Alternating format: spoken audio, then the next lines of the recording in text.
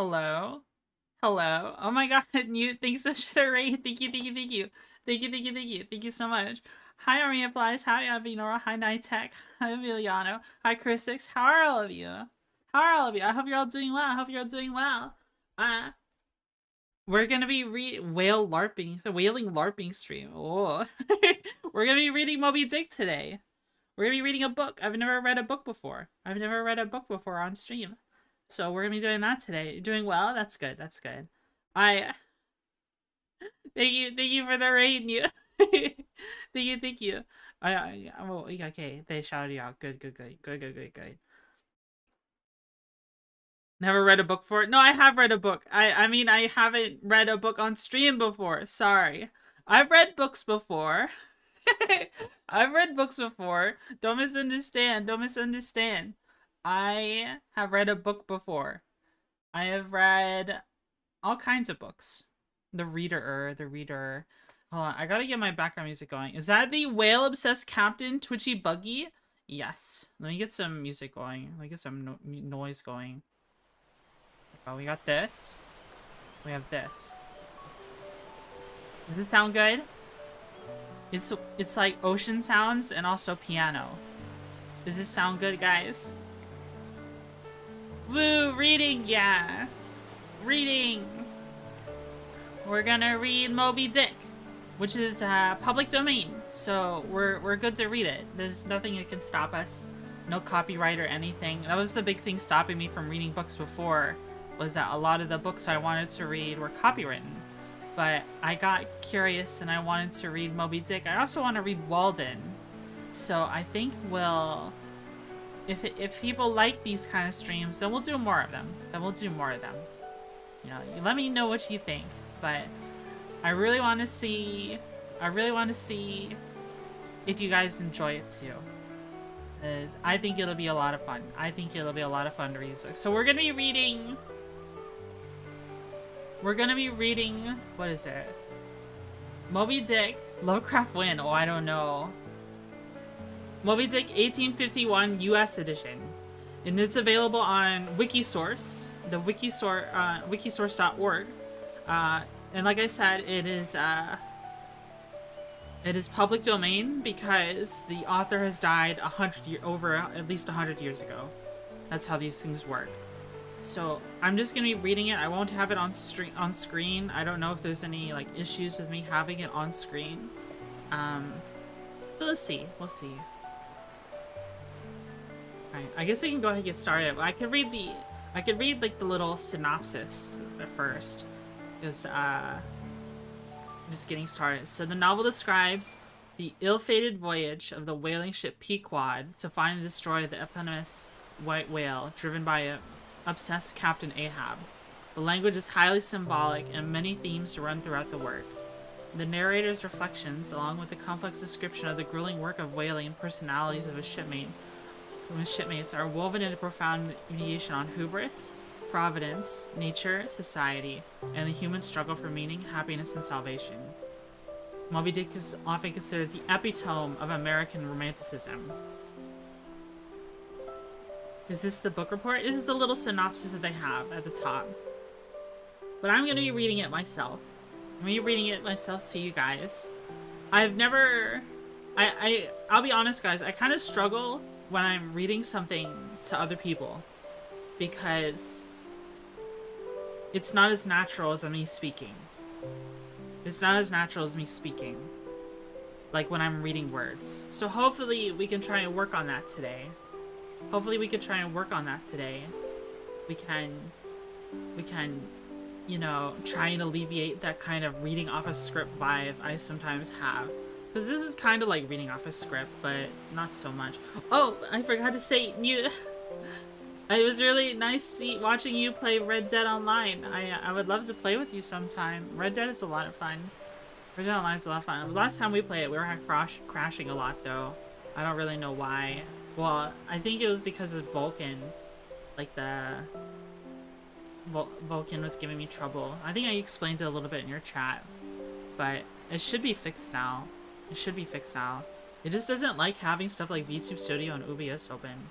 Also, just to set some expectations for the stream, I'm going to probably stop all the time. There will be points where there will be words I haven't heard in a long time. I might slow down. I might have to reread something. It won't be a perfect narration.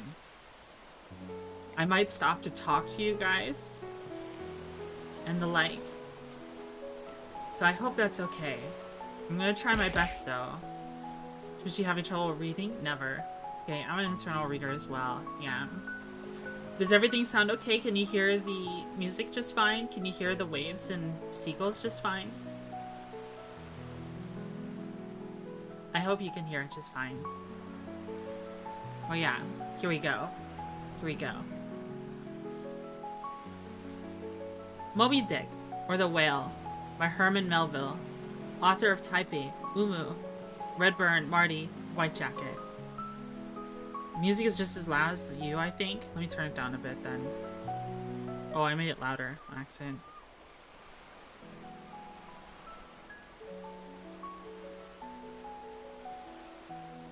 Does happy calm music to listen to the horrors of obsession to? Is good? Okay. That should be better. The first chapter. There's a lot of chapters here. I can't read the Roman numerals. Let me see. What is this Roman numeral? There's...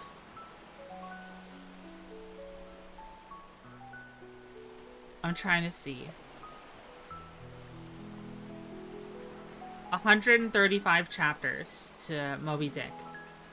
I don't know how many we'll get through. I'm probably just gonna read until I'm tired of reading. And it's not a variety stream today, so whenever we're done reading, we're just gonna stop. That's the expectation. Alright. Loomings. For chapter 1, Loomings. Call me Ishmael. Some years ago, never mind how long precisely, having little to no money in my purse and nothing particular to interest me on shore, I thought I would sail about a little and see the watery part of the world. It is a way I have of driving off the spleen and regulating the circulation. Whenever I find myself growing grim about the month, whenever it is damp, drizzly November in my soul, whenever I find myself involuntarily pausing before coffin warehouses and bringing up the rear of every funeral I meet, and especially whenever my hypos get such an upper hand of me, that it requires a strong moral principle to prevent me from deliberately stepping into the street and methodically knocking people's hats off. Then, I account in high time to get to sea as soon as I can. This is my substitute for pistol and ball. With philosophical flourish, Cato throws himself upon his sword. I quietly take to the ship. There is nothing surprising in this. If they but knew, almost all men in their degree, some time or other, cherished very nearly the same feelings towards the ocean with me. Hi Fake Nix, how are you?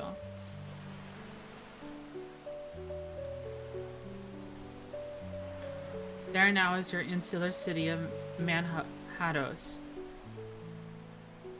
built round by wharves and as Indian isles by coral reefs. Commerce surrounds it with her surf. Right and left, the streets take you waterward. Its extreme downtown is the Battery, where the noble mole is washed by waves and cooled by breezes, which a few hours previous were out of sight of land. Look at the crowds of water gazers there. Whoa, that's a word!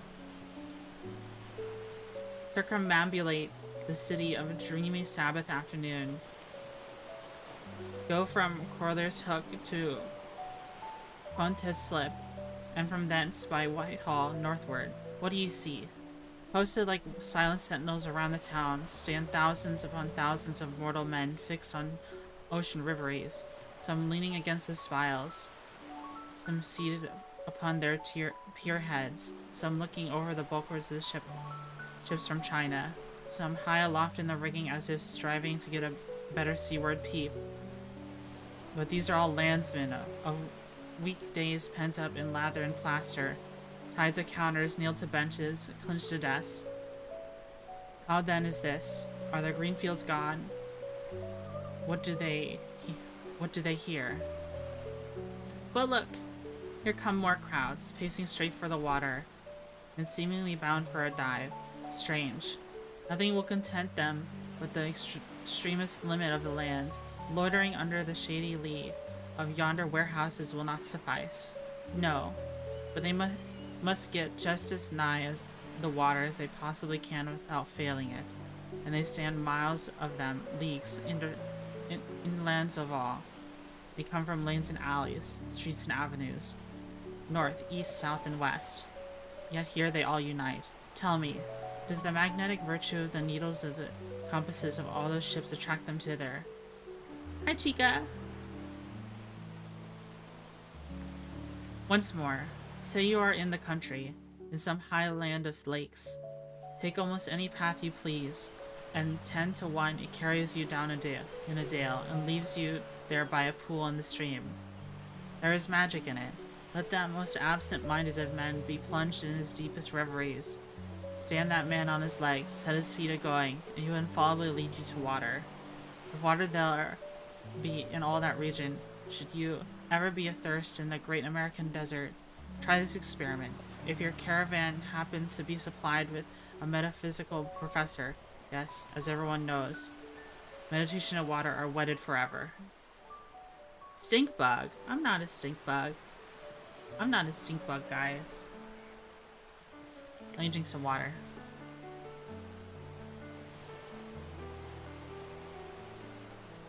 But here is an artist.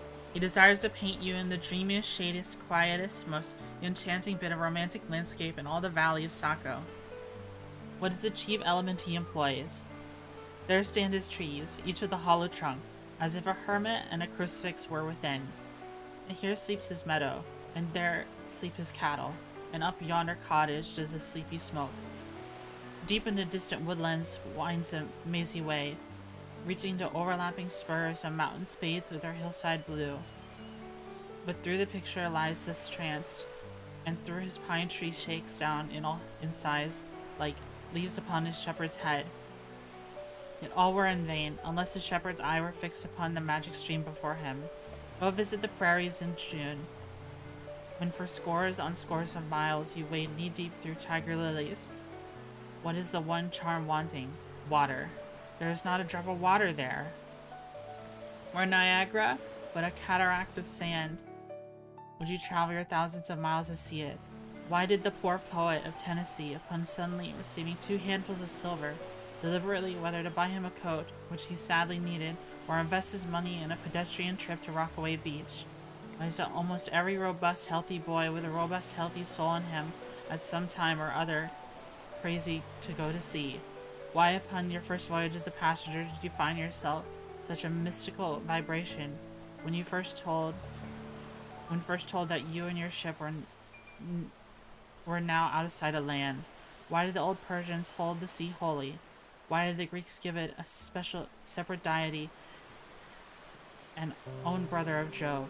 Surely this is not without meaning, and still deeper than meaning, story of Narcissus, who, because he could not grasp the tormenting, mild image he saw in the fountain, plunged into it and was drowned. But that same image, we ourselves, in all rivers and oceans, is the image of ungraspable phantom of life, and that is the key to all. This is the key to all. Sounds like something good Stinko would say. Hi, Dolazor.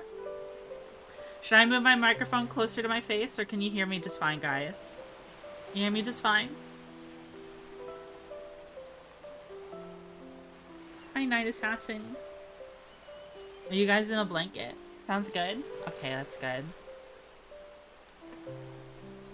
Now, when I say that I'm in the habit of going out to sea, whenever I begin to grow hazy about the eyes and begin to be overconscious of my lungs, I do not mean to have it inferred that I ever go to sea as a passenger.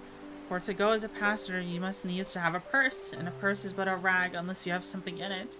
Besides, passengers get seasick, grow quarrelsome, don't sleep of nights, and don't enjoy themselves much, as a general thing. No, I never go as a passenger, nor am I something of a salt. Do I ever go to sea as a commodore or a captain or a cook?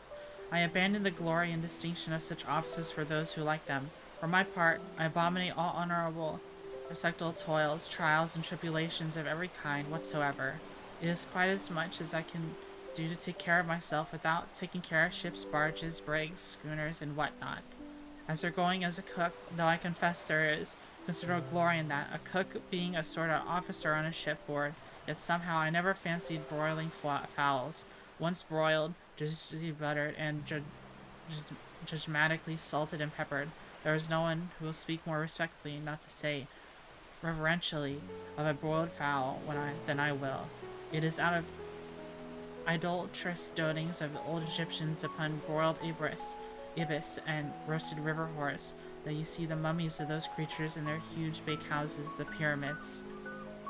No, when I go to sea, I go as a simple sailor, right before the mast, plummet down to the forecastle, aloft, there to royal masthead. True, they rather order me about some, and make me jump from spar to spar like a grasshopper in the May meadow, and at first this sort of thing is unpleasant enough.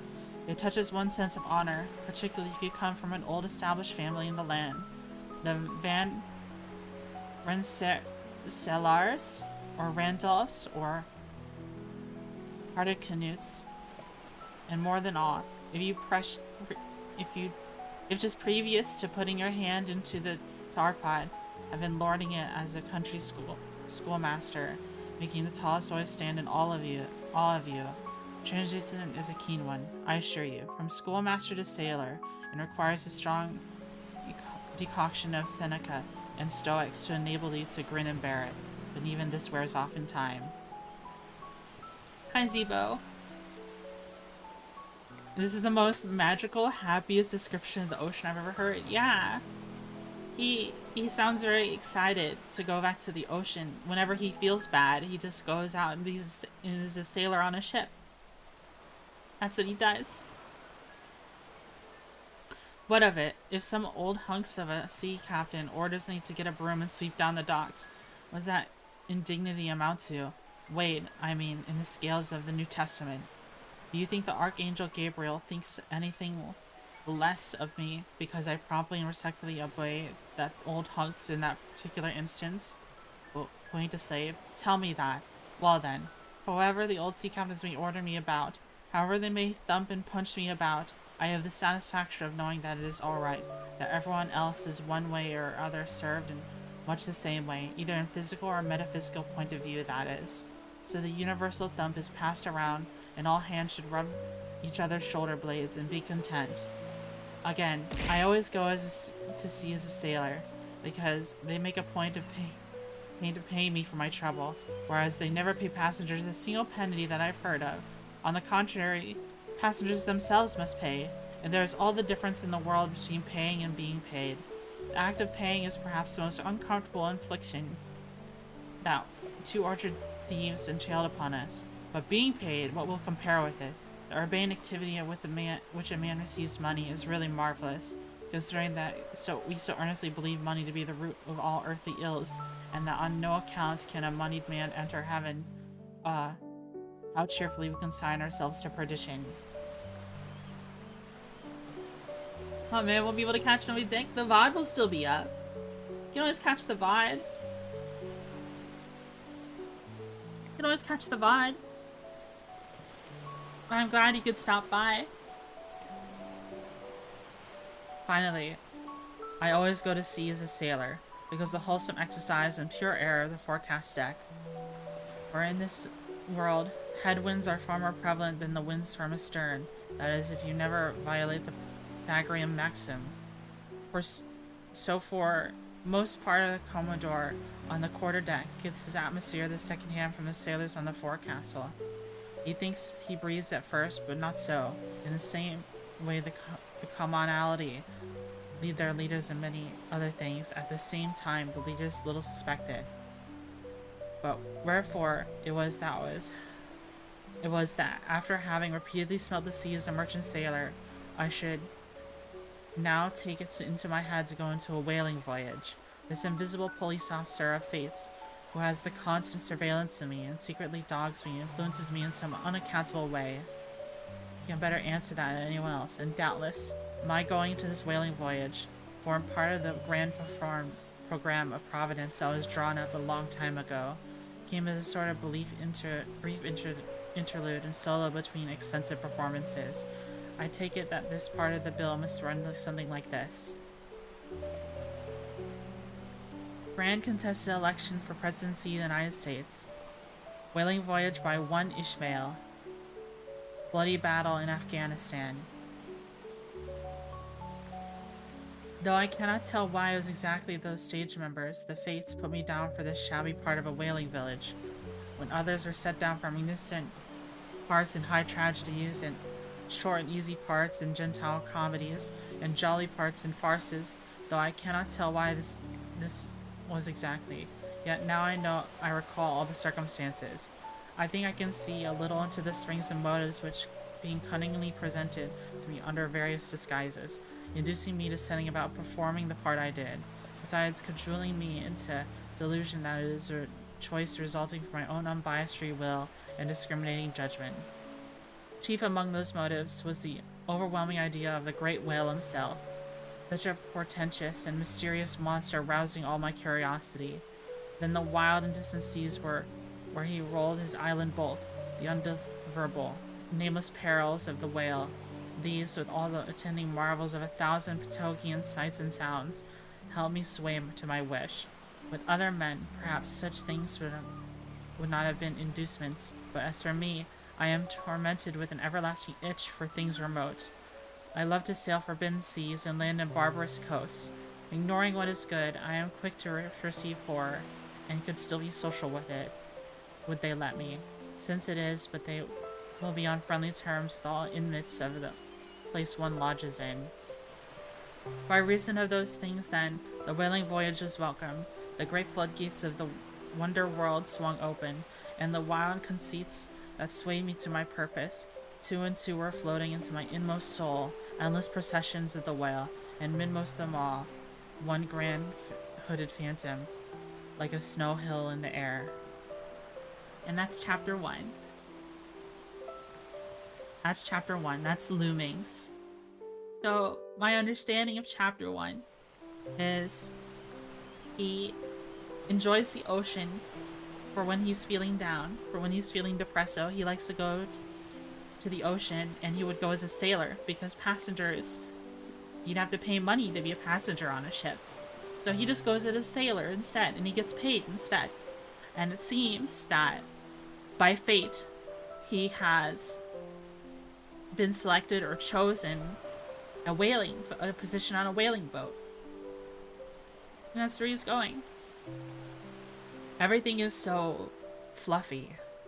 Everything, the way he describes things, there's so much allusion to everything. Everything is explained with like a diagram, like references to existing media, like Narcissus and how the ancient Greeks revered the ocean. You know, there's something about the ocean that is enchanting to the author, and it's interesting to see it's just described so fluffy.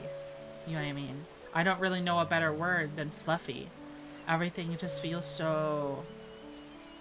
And the ocean's like a mystical quality, yeah. He's describing... He doesn't just outright say what he thinks of it, he paints a picture. When it comes to writing, and the kind of writing I like to do, you should paint a picture or a sensation, or another painting in the head of your reader. Hi y'all. Soothing audiobooks to float onto sleep too. Well, this is more than just me reading it, because I'm also talking. I'll talk to you guys too. I'll still talk to you guys. We just finished chapter 1 of Moby Dick. I'm having a lot of fun so far. There's some words I've never heard here before, like circumambulate. I haven't heard of that. I don't know what that means. The city of a dreamy Sabbath afternoon. What does that even mean? You're doing great, thank you. Alright, you guys ready for chapter 2? Let me drink some more water. I gotta stay hydrated or else I'll blow up my voice.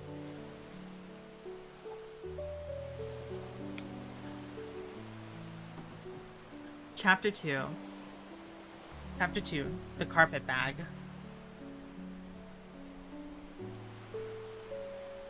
Mahatanes? And the Pythagorean law when it comes to boats, a lot of things I've never heard. I stuffed a shirt and two into my old carpet bag, tucked it under my arm, and started for Cape Horn in the Pacific. Quitting the good old city of Manhattan, I duly arrived in New Bedford. It was on a Saturday night in December. Much was I disappointed upon learning that the little packet of Nantucket had already sailed, and no way of reaching that place would offer till the following Monday.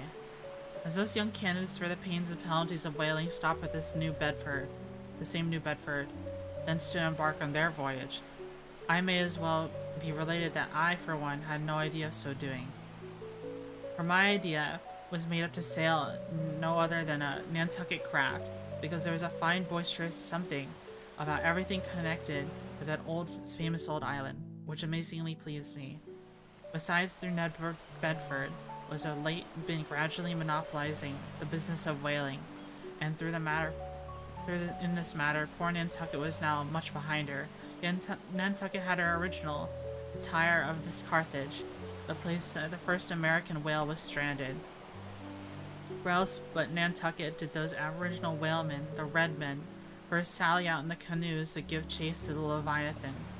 But where, from Nantucket, too, did the first adventurous little slop put forth, partly laden with imported cobblestones, so goes the story, to throw at the whales in order to discover when and where they're nigh enough to risk a harpoon from the bowsprit. I made it. I lived on Nantucket. Hi, dog face. We're on chapter 2. So glad you can join us. Now having a day, and still another night falling before me in New Bedford, ere I could embark for my destined port, it became a matter of concernment where I was to eat and sleep meanwhile. It was a very dubious-looking day, a very dark and dismal night, bitterly cold and cheerless. I knew no one in the place. With anxious grapnels, I had sounded my pocket, and only brought up a few pieces of silver. So wherever you go, Ishmael, I said to myself, as I stood in the middle of the dreary street, shouldering my bag and comparing the gloom towards the north with the darkness towards the south. Wherever in your wisdom you may conclude to lodge for the night, my dear Ishmael, be sure to inquire the price, and don't be too particular. This is about me? Main character in the chat. Oh my god, Dogface is Ishmael.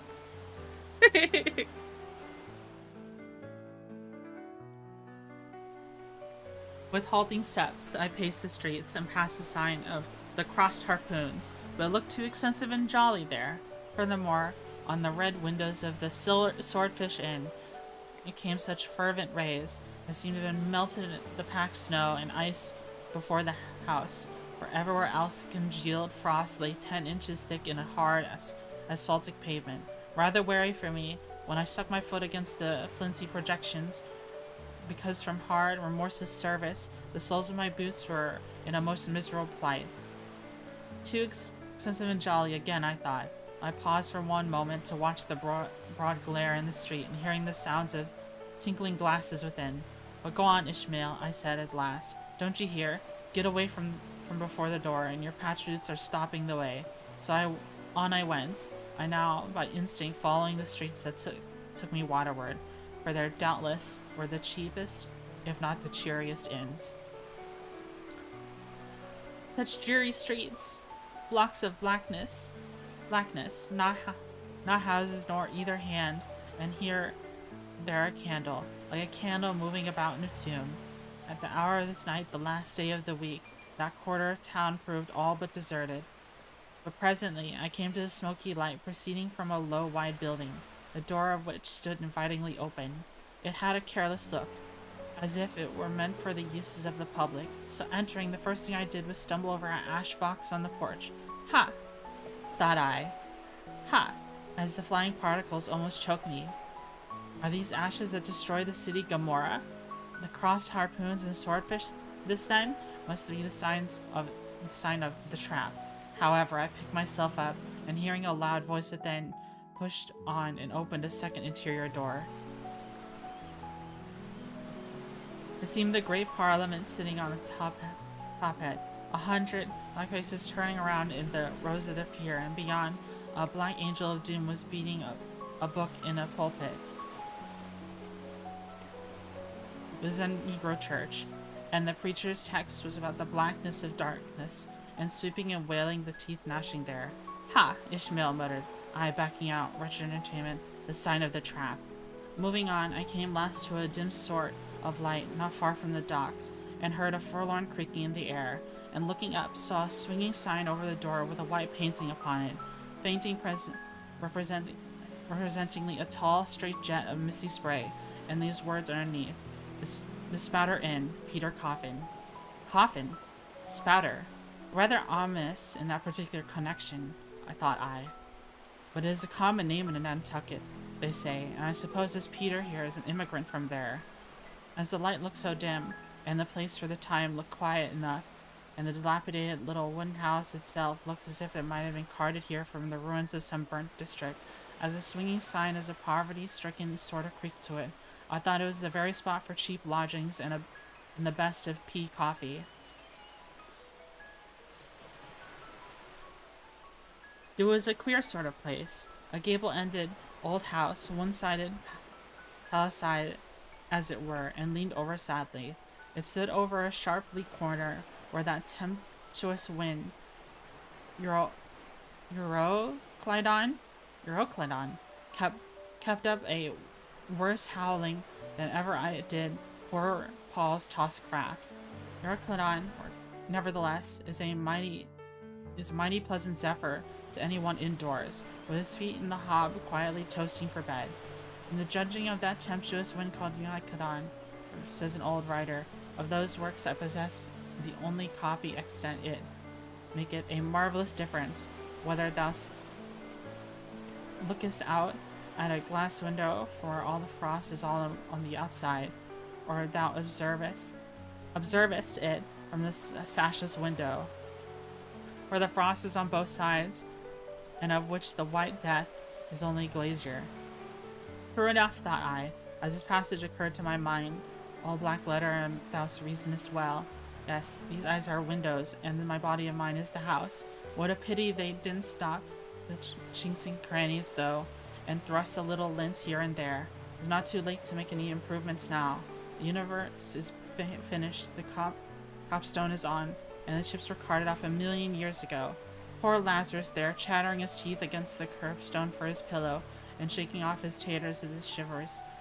He might plug up both his ears in rags, and put a corn cob in his mouth, and yet that would not keep out the tempestuous Euroclydon. Euroclydon said, all dives, his red silken wrapper, he had a redder one afterwards. Po! What a fine frosty night, how Orion glitters, what northern lights, let them talk their oriental summer climes of everlasting conservatories. Give me the privilege of making my own summer with my own coals. What thinks Lazarus? Can he warm his blue hands by holding them up to the grand northern lights? Would not Rathless be his Sumatra than here?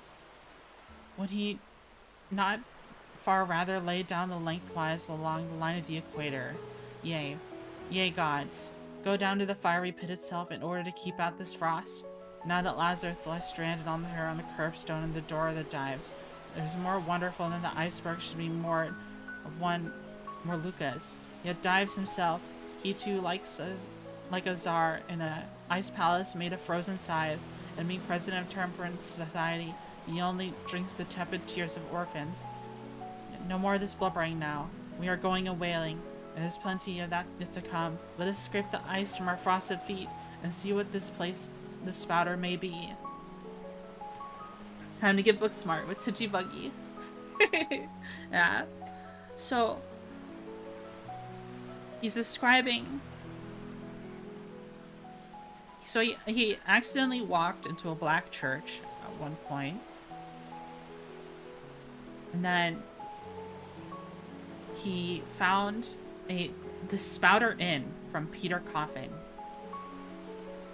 And he was describing it. I'm so lost at this last part. His description of the place. Euroclydon. Is that the name? What is Euroclydon?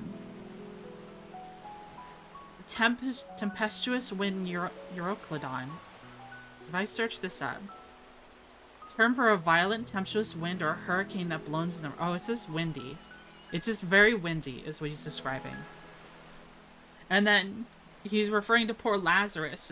Lazarus is from the Bible. Is a poor man who dies in the Bible. So I'm assuming he's describing there's like a in the area he's in there's a biblical figure. Lazarus, like a homeless person or someone or a beggar living on the streets where it's very cold. Yeah, it's a biblical reference. But he also keeps referring to old Dives. Is Dives a person? Red silken wrapper. Yet a redder one afterwards. Po. Is Dives someone who meets him from the Spouter Inn? I think that's what's happening.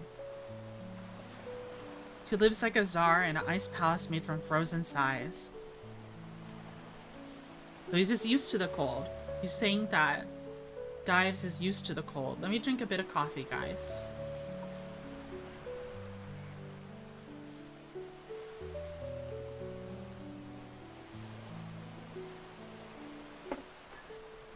Maybe Dives is the owner of the inn. Oh, I actually knocked over something. Gomen Nasari. This Spouter may be. Is Dives someone meeting him at the Spouter or someone? He's a true Nantucket old head, only speaks gibberish. Coffee this late. It's not like a it's not decaf, it's like a half calf. I just kind of wanted the taste of coffee. It's not as caffeinated. It's probably only got like 40 mg of caffeine in it. It's not like a full 90 or 80 you see in a cup of coffee. Alright. So Ishmael has made it to Bedford, New Bedford, and is looking for a place to sleep. And he has chosen the Spouter Inn. Alright. On to Chapter 3. Chapter 3. The Spouter Inn. Oh, it looks like he actually enters it. Oh, there's dialogue. Well, this is a long chapter. Goes on for quite some time. Much longer than the first two. Alright. Entering that gable-ended Spouter Inn, you found yourself in a wide, low, straggling entry with old-fashioned wainscots, reminding me of the bulwarks of some condemned old craft. On one side hung a very large oil painting so thoroughly besmoked in every way defaced that in the unequal cross-lights by which you viewed it, it was only by diligent study and a series of systematic visits to it and careful inquiry of the neighbors that you could in any way arrive at the understanding of its purpose. Such unaccountable masses of shades and shadows.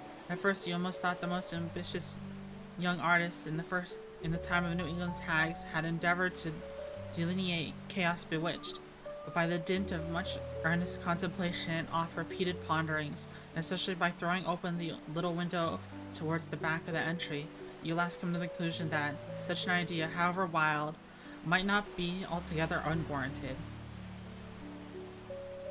Hello, Twitchy. Are you enjoying the big words that haven't been used in 100 years? Yes.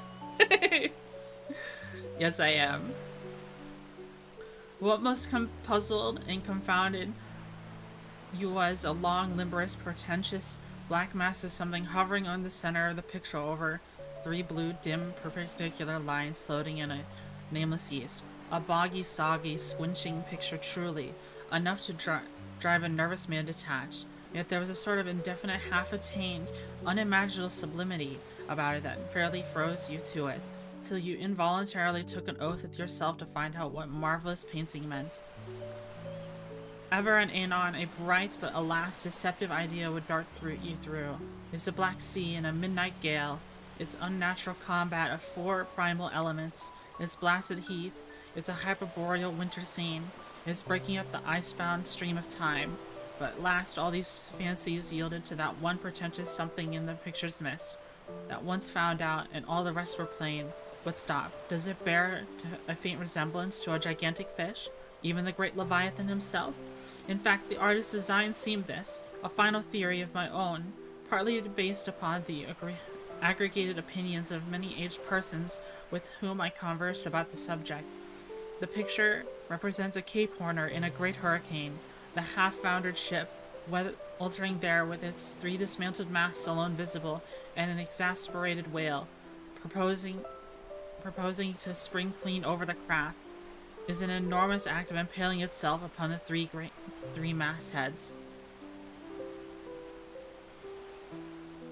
The opposite wall of this entry was hung over, in a heathenish way, of monstrous clubs and spears, yet were thickly set with glittering teeth resembling ivory saws. Others were tufted with knots of human hair. One was sickle-shaped, with a vast handle sweeping around like a segment made in the new-mown grass by a long-armed mower.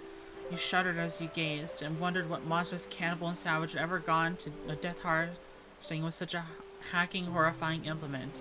Mixed with these were rusty old whaling lances, harpoons, all broken and deformed. Some were storied weapons, with this long lance now wildly elbowed. 50 years ago did Nathan Swain kill 15 whales between a sunrise and a sunset, and that harpoon, so like a corkscrew now, was flung on Javan seas and run away by a whale. Years after, slain off by the Cape of Blanco, the original iron entered nigh the tail, and like a restless needle sojourned in the body of a man, traveling full 40 feet, and was last found embedded in the hump.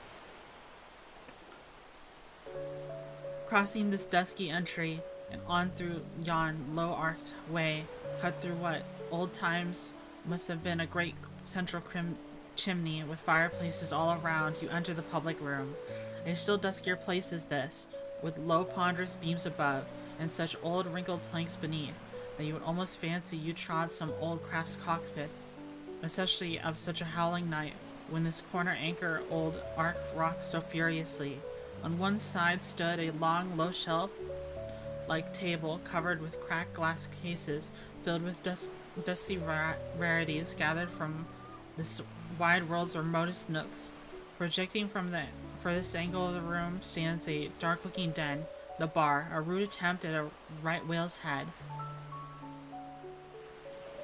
Be that how it may, there stands the vast arched bone of the whale's jaw, so wide, a coach might almost drive beneath it. Within are shabby shelves, ranging around the old decanters, bottles, flasks, and in those jaws of swift destruction, like another cursed Jonah, by which name indeed they called him, also is a little withered old man, who for their money dearly sells the sailors deliriums and death.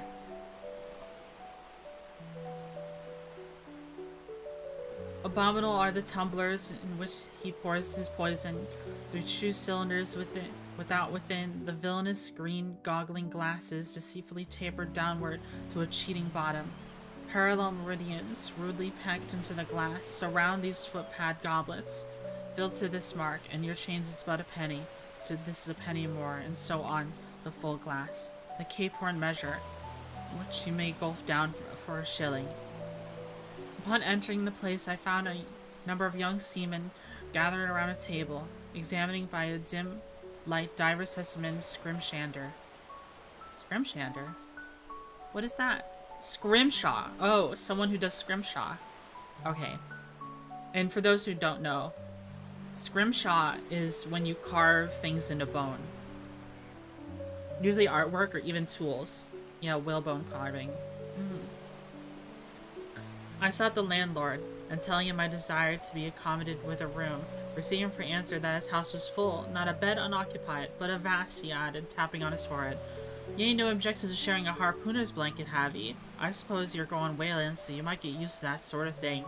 I told him I never liked to sleep two in a bed, but should I ever do so, it would depend on who the harpooner might be, and that if he, the landlord, really had no place to me, and the harpooner was decidedly objectionable, Why, rather than wander further about a strange town on so bitter night, I would put up with half any decent man's blanket.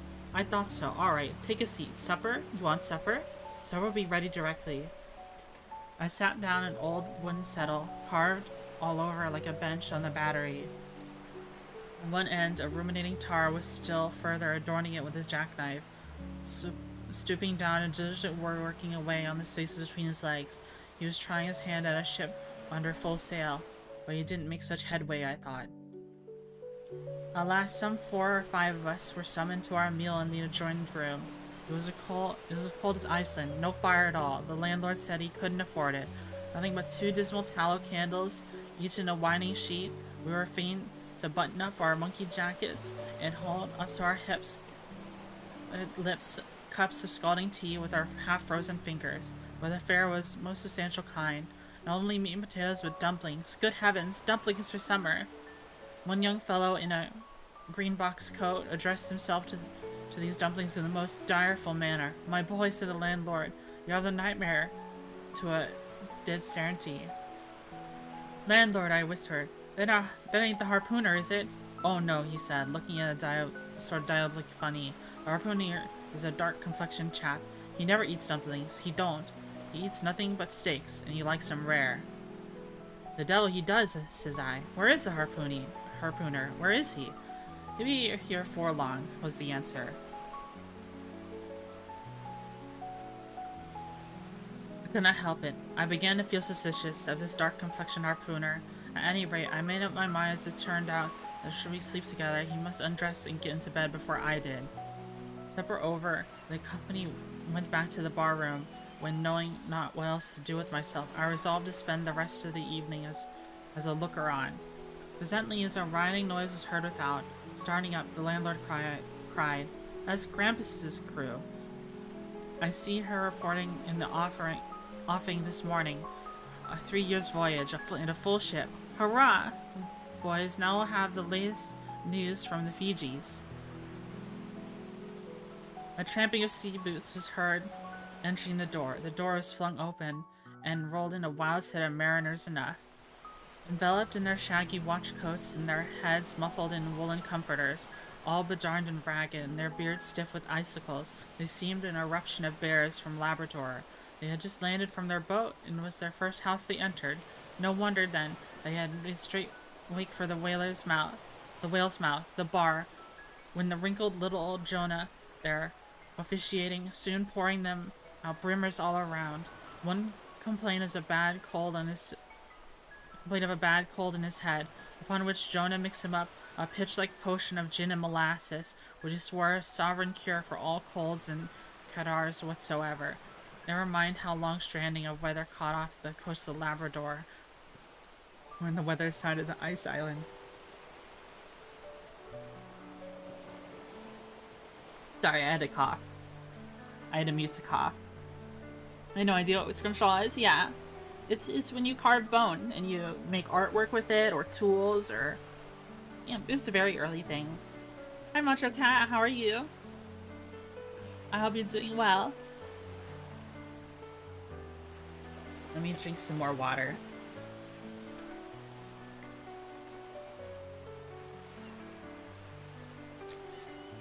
More like Crenshaw. Wow. I think specifically whalebone. I don't know if it applies to carving into any other bones, really. I could have sworn I heard it was more than just whalebone, but I guess whalebone is the best canvas if you're carving art, because it's so big.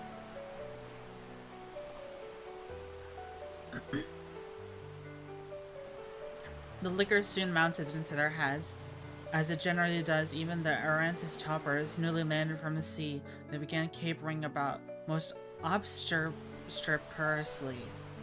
I observed, however, that one of them held somewhat aloof, and though he seemed desirous not to spoil the hilarity of his shipmates by his own sober face, yet upon the whole he refrained from making as much noise as the rest. The man interested me at once, and since the sea gods had ordained that he should become my shipmate, though but a sleep partner one, as far as his narrative is concerned, I will here venture upon a little description of him.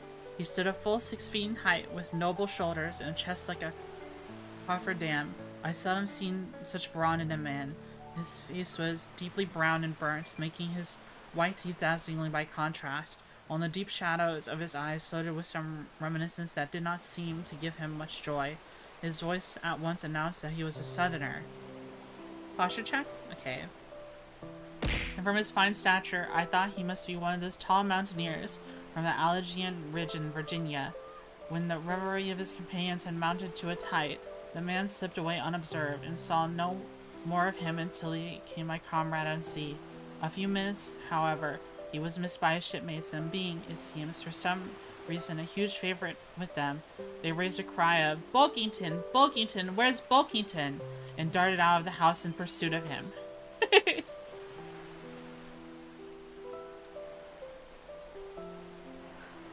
A large man they call Bulkington.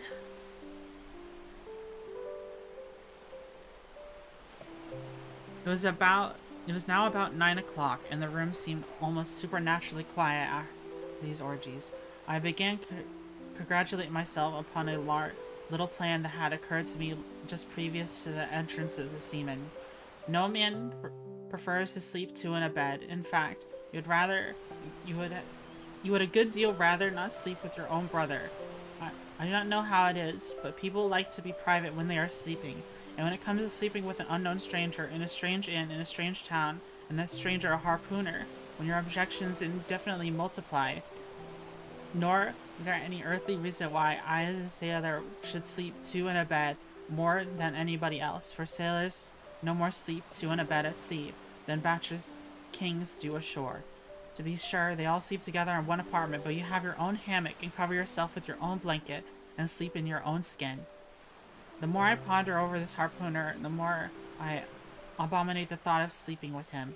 It was fair to presume that being a harpooner, his linen or woolen, as case might be, would not be of the tidiest, so none of the finest. I began to twitch all over. Besides, it was getting late, and my decent harpooner ought to be home and going bedwards. Suppose now he might stumble in upon me at midnight. How could I tell from what vile hole he had been coming? Landlord, I've changed my mind about that harpooner. I shan't sleep with him. I'll try the bench here. Just as you please. I'm sorry I can't spare ye tablecloth for a mattress, and it's a plaguey rough board there, feeling the knots and notches. But wait a bit, Scrimshander. I've got a carpenter's plane there in the bar. Wait, I say, and I'll make you snug enough. So again he procured the plane, and with his old silk handkerchief dusted the bench, vigorously set to planing away at my bench, and while grinning like an ape, the shavings flew right and left, till at last the plain iron came bump against an indestructible knot. Landlord near spraining his wrist, I told him, for heaven's sake, quit. The bed was soft enough to suit me, and I did not know how all the planning in the world can make eater down of a pine plank. So gather up the shavings with another grin and throw it into the great stove in the middle of the room. He went about his business and left me in a brown study.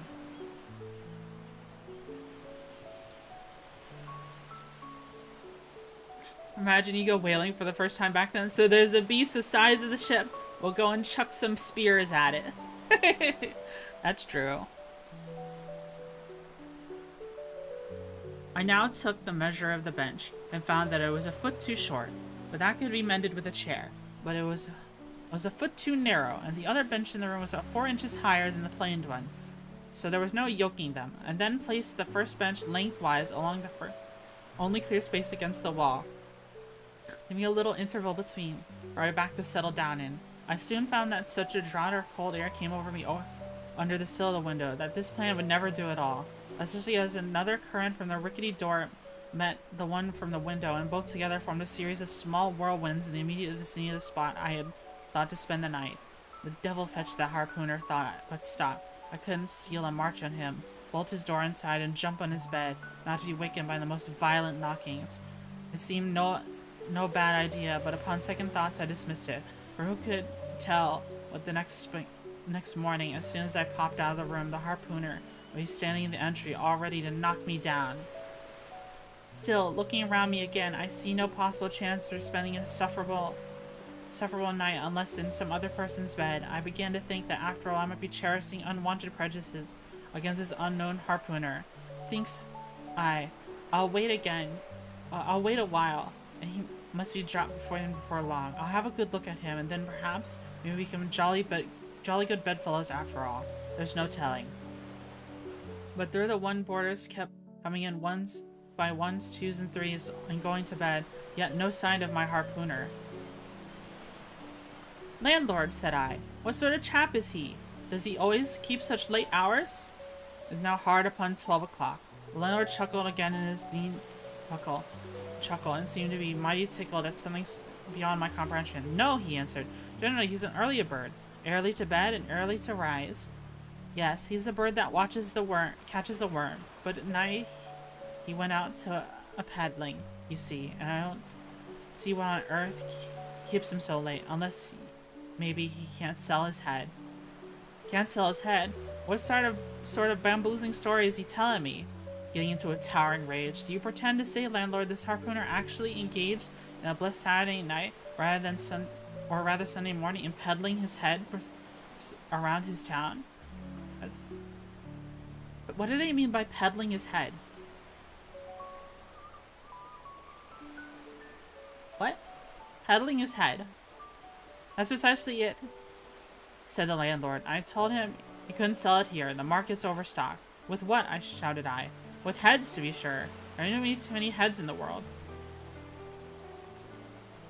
Just gonna take the initiative first to cuddle, harpoon over the little spoon, or find a different bed. What does it mean, like selling his brain? Like selling his knowledge? Or is he trying to find a new job?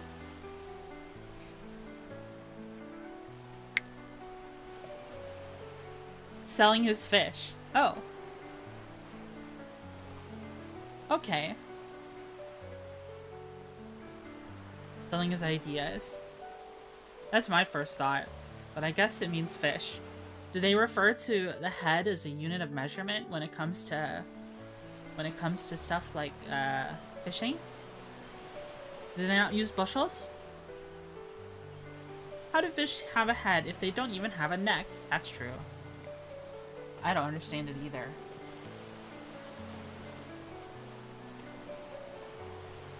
Take a little sip of coffee. That's precisely it, said the landlord. I told him he couldn't sell it here. The market's overstocked. With what? Said I. With heads, to be sure.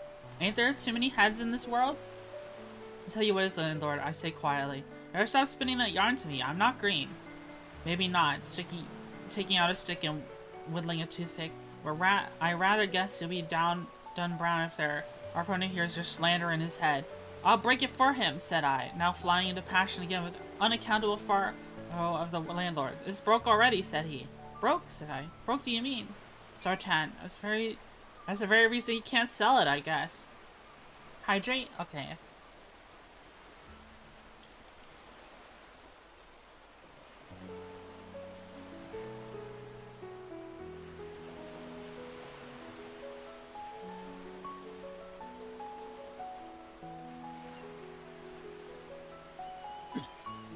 Okay. I hydrated. Landlord, said I, going up to him as cool as Mount Hecla in a snowstorm. Landlord, stop whittling. You and I must understand one another, and that too without delay. I come to your house and want a bed. You tell me you can only give me half of one, and the other half belongs to a certain harpooner. And about this harpooner, whom I have not yet seen, you persist in telling me the most mystifying and exasperating stories, trying to beget me in the most uncomfortable feeling towards the man whom you designed for my bedfellow. A sort of connection, landlord, which is intimate and confidential in the highest degree.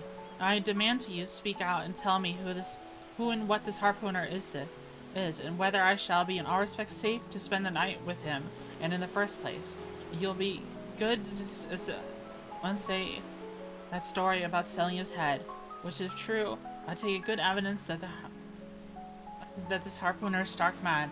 I have no idea of sleeping with a madman. And you, sir, I mean landlord, you, sir, by trying to induce me to do so knowingly, would thereby render yourself liable to criminal prosecution. Well, said the landlord, fetching a long breath, that's a pretty long sermon for a chap that rips a little now and then. But be easy. This here harpooner I've been telling you about has arrived from the South Seas, where he brought up a lot of bomb New Zealand heads. Great curios, you know, and he sold all of them but one. And he's trying to sell night to night.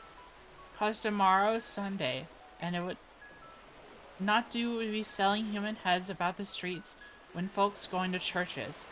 He's selling shrunken heads. He's selling shrunken heads from New Zealand. That's what he's doing.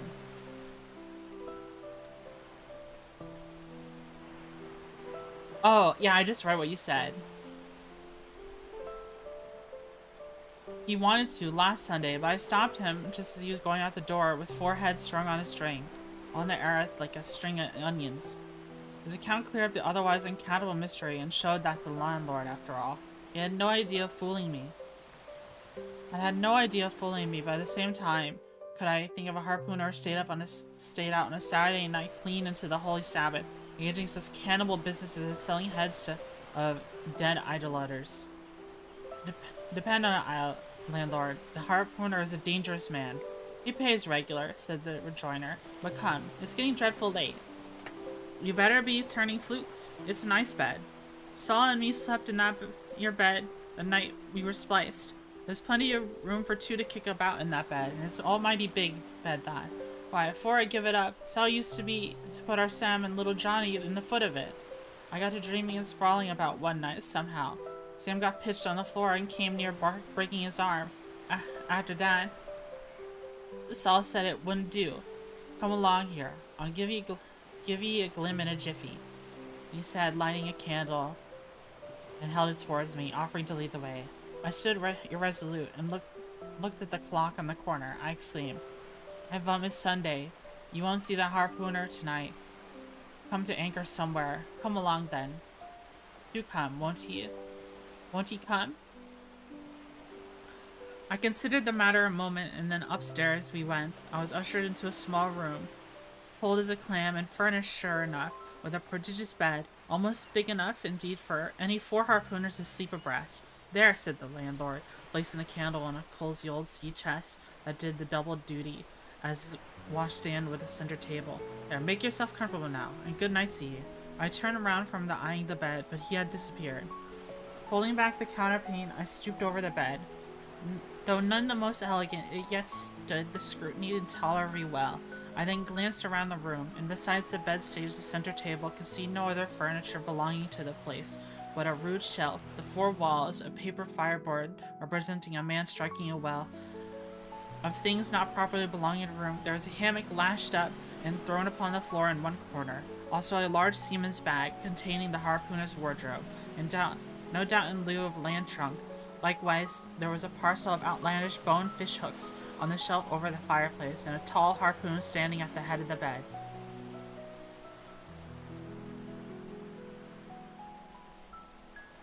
I gotta allow this message.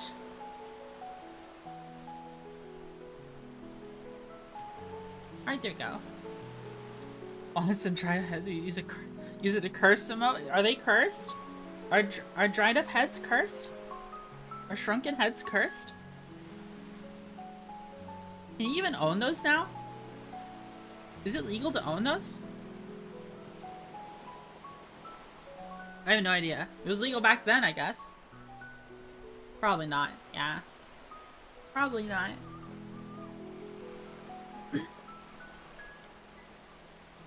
But like fake ones, yeah.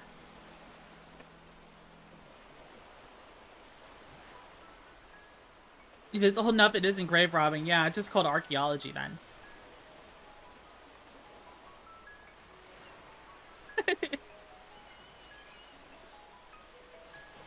Alright, where was I? I think I lost my place.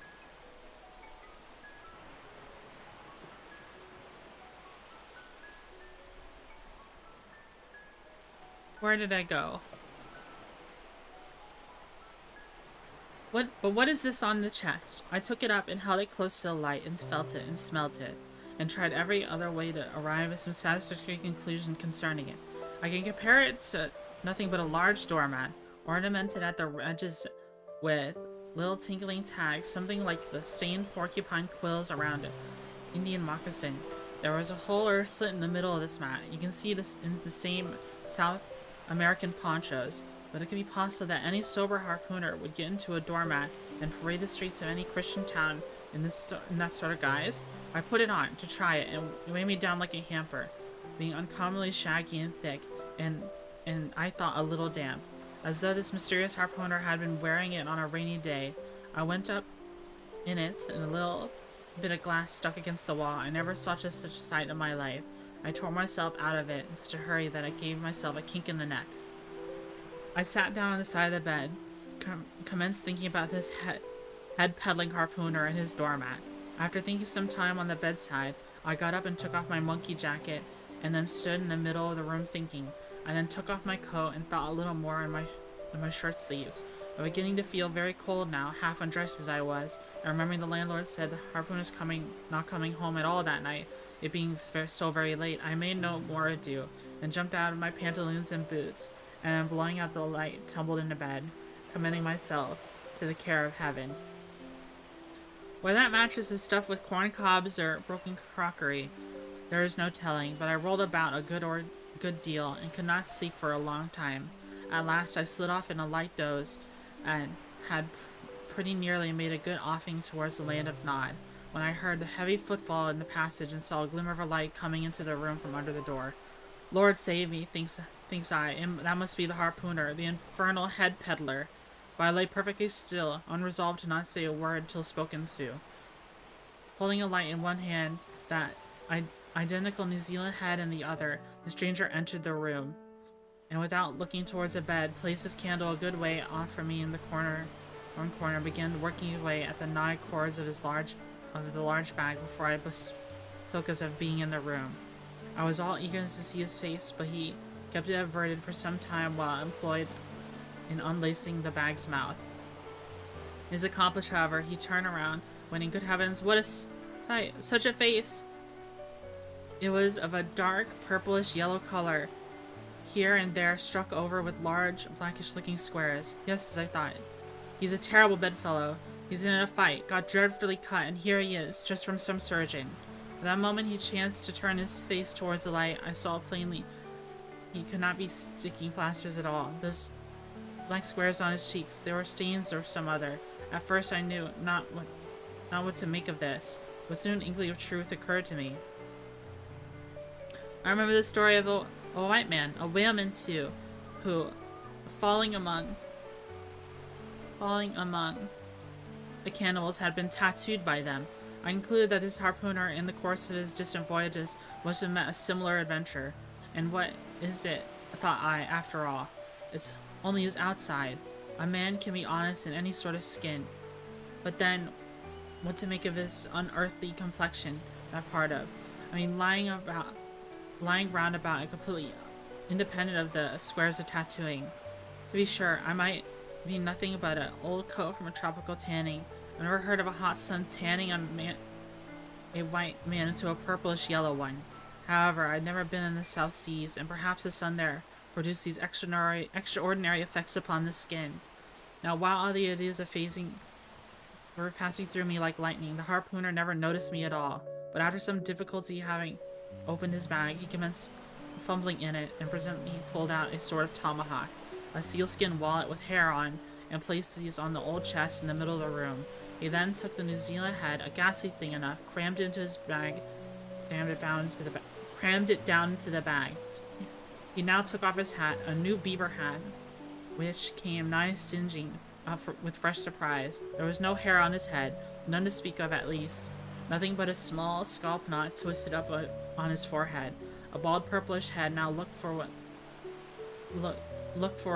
all the world like a mildewed skull. He had not the stranger stood between me and the door, I would have bolted out quicker than I had ever bolted a dinner. So she actually has 8 arms? What? No, I have 4 arms.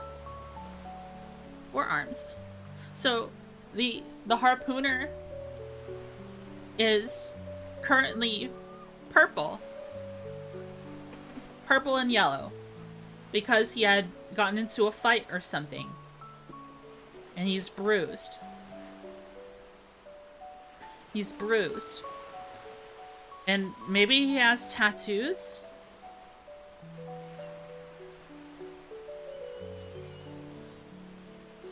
Maybe he is. They are struck over with a large, blackish-looking squares. Because of face paint. Oh, he has face paint on. Well, they say New Zealand, and then... Chinese... I don't know if he's Chinese. The yellow could be pus. Like, he could have pustules on his face. What I think of... They keep talking about New Zealand, where he's been. He could be Maori, if he's got face tattoos. He's Pacific North Islander.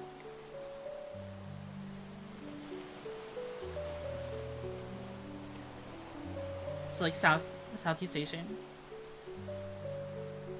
Pacific North Islander. I don't want to look up the harpooner. Because I don't want to, like... Well, I mean, we can just keep reading instead of speculating and see if it tells us. Because I stopped to figure out what they meant by selling his heads. And I was like, is he selling his knowledge or something? Purplish yellow was.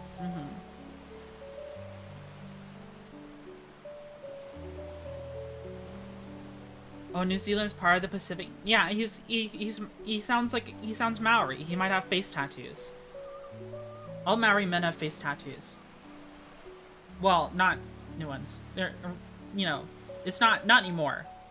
Post-British colonialism, the Maoris don't have face tattoos anymore. But back then they all did. It was part of initiation. Yeah. Hi, He. How are you?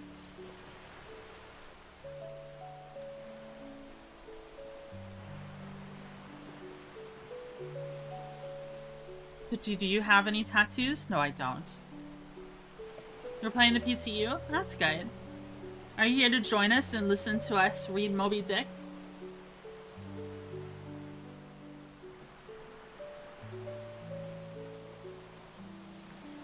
Pulled out some sort of tomahawk.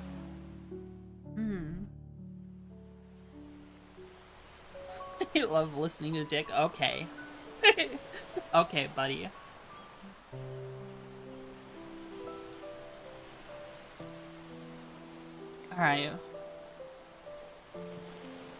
Alright, let's continue reading. Even as it was, I thought something of slipping out of the window, but it was the second floor back. I am no coward, but what to make of this head-peddling purple rascal altogether past my comprehension.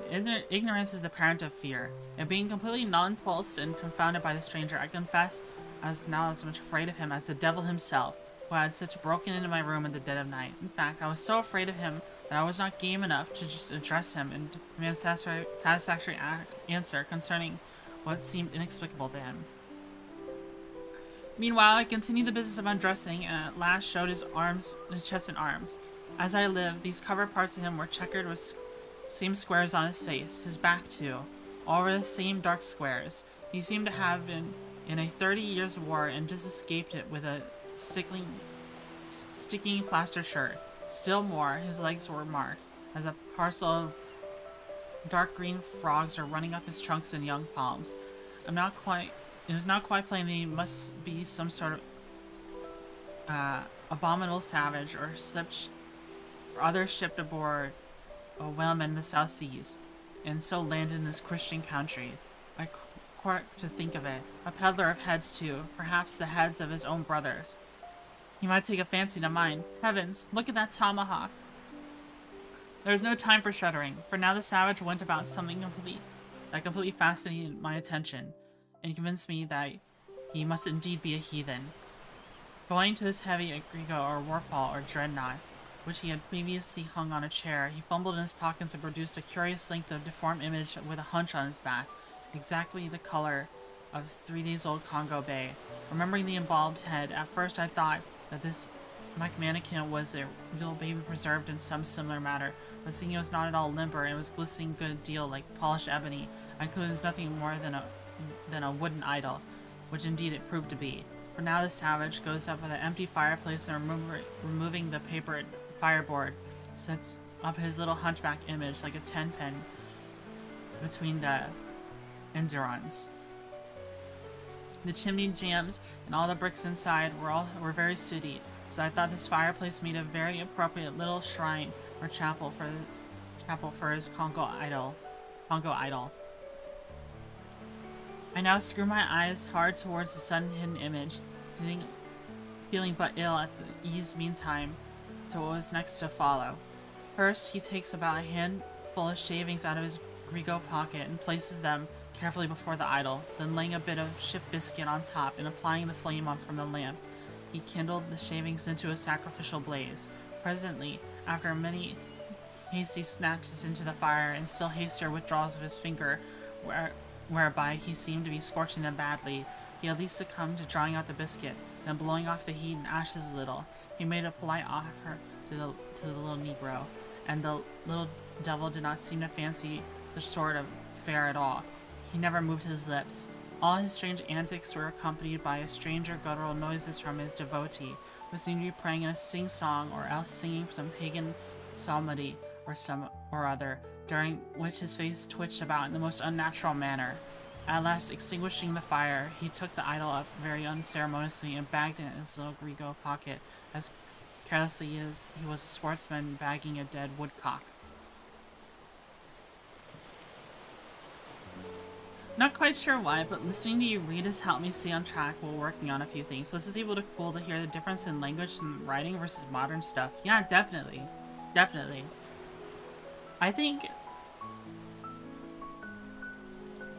romanticism writing is probably the most interesting to me because of how much, like, I don't know if all writing back during this time was like this, but it's just so. When I think of romanticism, I think of writing like this, and I also think of Edgar Allan Poe, and how there's so much allusion. You describe things by describing something else entirely. Like, bagging it again into his grego pocket as carelessly as he were a sportsman bagging a dead woodcock. Like a hunter taking fowl and putting it into his bag. It's really fascinating to make these allusions. It's wonderfully descriptive. Yeah, comparisons. It's just filled with that. It's just filled with that. Romanticism writing is just always like that. From what I've seen. I'm not an expert on American literature from this era at all. Because, like the title says, the American education system pretty much failed me. This is the most fascinating part of English class for me. Yeah, we only stayed on it for about 2 weeks. And we didn't really read anything. We just kind of learned about it. We just kind of learned about methods of thinking and methods of writing. We learned about naturalists, transcendentalists, romanticists, and then we also learned about other forms of thinking like solipsism, nihilism, Kantism. And we only dwelled on all of that for like 2 weeks. And then we moved on. Which is kind of a shame, honestly. I would love to read more about it. American education system fails about 72% of the people that go through it. Don't worry, you're not alone. Yeah. What the bug doing? We're reading Moby Dick.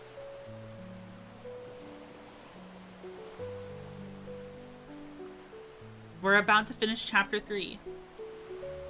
About Ishmael sharing a bunk with the harpooner. I learned your language by spending most of my time on life pirating games. I mean, yeah, some people say they learned English from TV. Have you heard? This isn't a very long chapter. We're still on it. We're still on chapter 3. Dude, Venom's make his own book. Oh, I'm finishing off my coffee.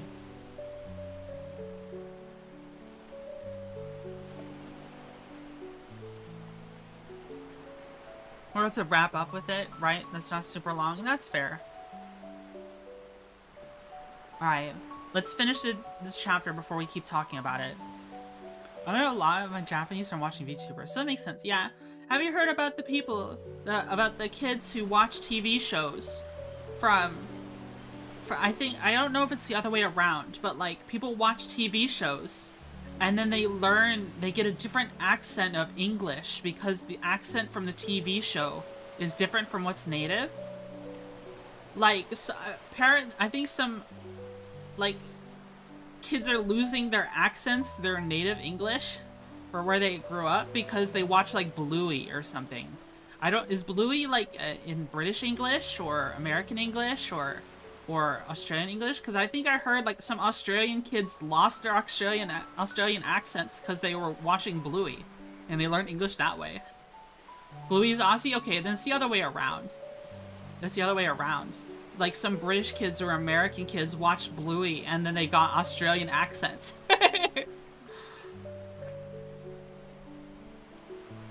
You are what you're exposed to, after all. That's true. As my grandfather was from Luxembourg, but got a Boston accent from learning from American movies. I think their parents aren't interacting with them enough. That's true. That's true.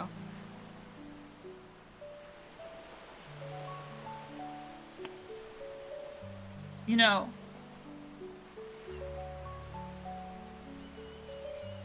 we always roast people for having kids on their iPads all the time or on their phones all the time. Like, that's like replacing their parenting, but like, for me, I was placed in front of a TV. I was placed in front of a computer. You know what I mean? American kids are getting British accents from Peppa Pig. That's funny. What music do you listen to? We've had a severe parenting problem in this country since the boomers. Yeah. You was thrown outside? I had that as well, but we're nuclear physics from YouTube. Unfiltered access to 4chan. Oh god. Learn more from TV and video than my parents. I think there's a documentary I want to watch with you guys. I don't know if I can watch it, if I could do a variety stream. Maybe I'll watch it in my server. But I wanted to learn about whales more. There's like a documentary on sperm whales that I want to watch on YouTube. And I don't know if it's like copywritten, like if I was to watch it while multi-streaming on a variety stream, if it would be okay. We could probably do that sometime. That might be fun.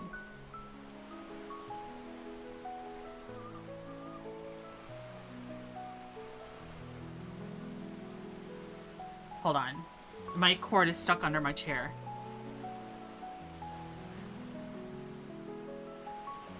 I bet you wish you were a whale VTuber right now. No, I like being a velvet ant. I'm very much so a landlubber. Besides, there's a lot of, there's a very significant whale VTuber out there, and all the other whale VTubers are somehow becoming, like, knockoffs of her. I think there's certainly a lot of whale VTubers already, or aquatic ones.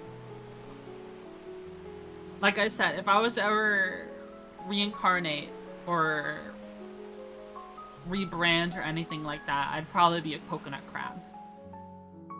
There are 0 marmot VTubers, I'm just saying, or I could be a marmot. That would be cute. Marmots are cute. Alright.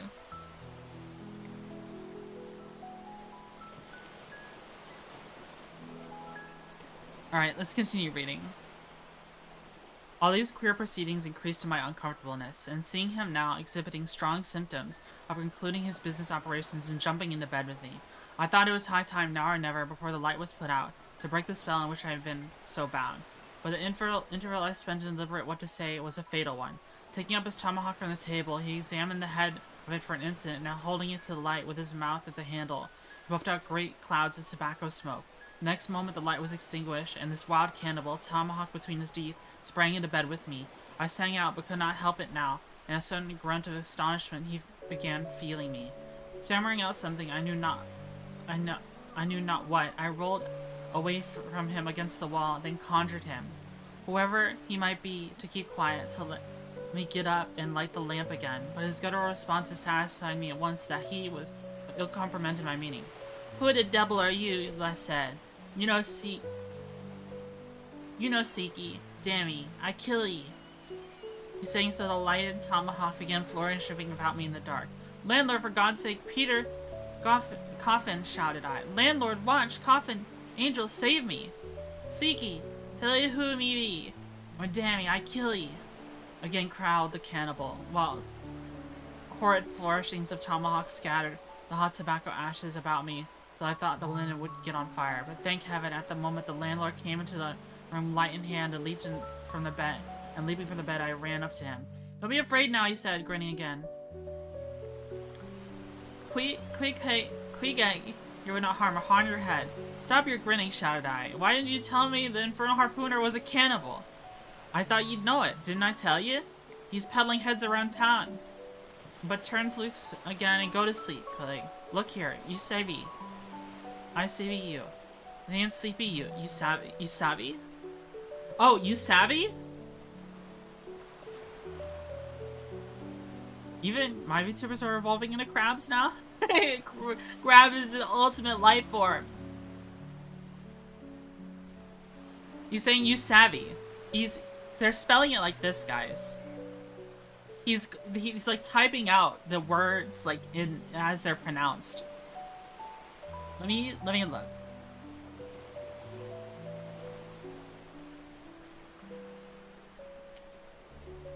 This is what it says. Look here. Is this you save me? I save you? This man sleepy you? You save? Like, is this you savvy? You savvy? I'm not sure what they mean. It just makes me think of when, Captain Jack Sparrow says, savvy? Like, you understand?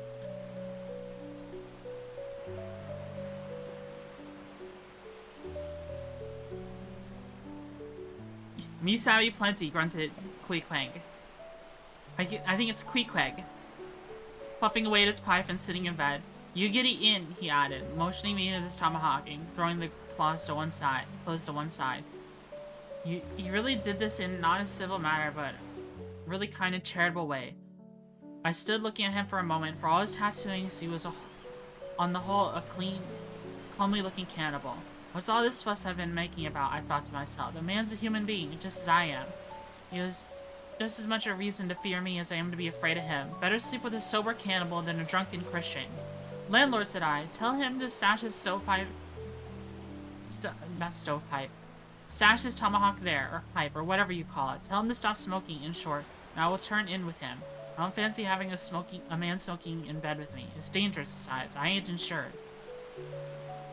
The being told to Queequeg he once complied, and again politely motioned me to get in bed, rolling over to one side as much as I say, I wouldn't touch a leg of ye. Good night, landlord, said I. You may go. I tuned in and never slept better in my life. What? Google says it means to know. Look here, you know me. I know you. This man sleep... You know? Okay. Alright. Queequeg, the harpooner. What an interesting character. Alright, that's the end of this chapter.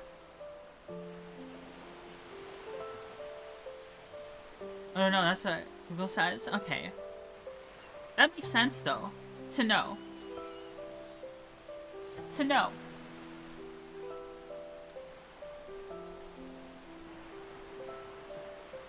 Okay. Alright, next chapter. What is the next chapter? Yeah, it's an interesting character. I really, before we get to the next chapter, I really like this chapter. It is a longer one, the Spatter Inn, but I like how it describes... It's describing these paintings in the beginning. It's describing the look of the Spatter Inn with a bar that's literally part of a whale's head, a right whale. I've never heard of a right whale. It's a baleen whale. I haven't seen this one. They were regarded as the right ones to hunt. Let's see.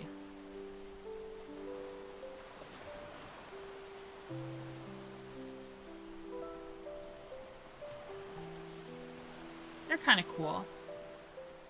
I'm cool with Quay Quay. Yeah.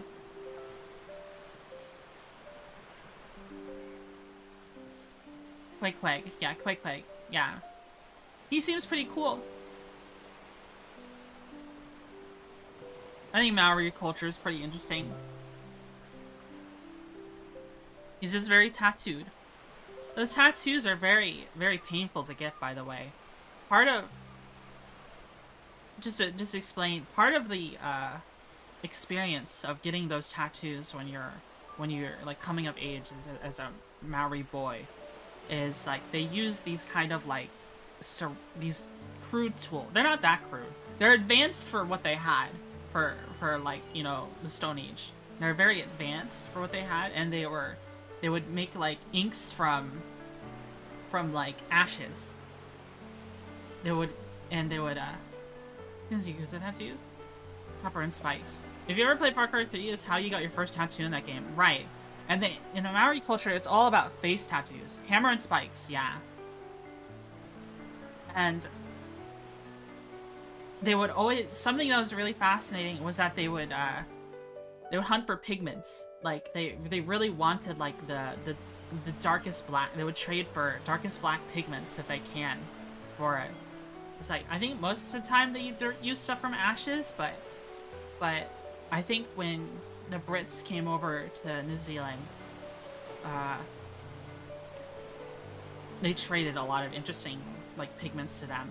But part of that coming of age and getting your facial tattoos and getting other tattoos for Maori was that it was so painful that it would cause you to be like delirious, and it was kind of like a spiritual kind of like ritual kind of spiritual kind of a moment where you would see things because it was just so painful.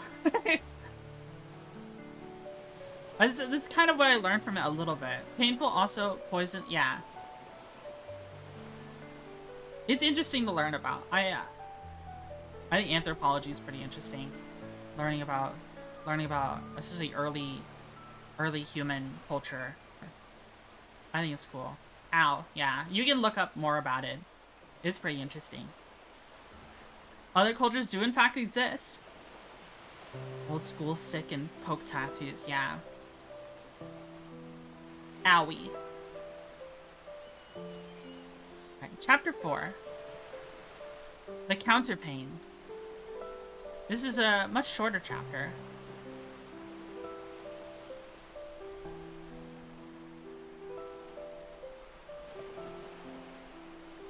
Alright. Upon waking next morning about the daylight, I found Quakehegg's armor thrown over me in the most loving and affectionate manner. He had almost thought I had been his wife. The counterpane was a patchwork, full of odd little party-colored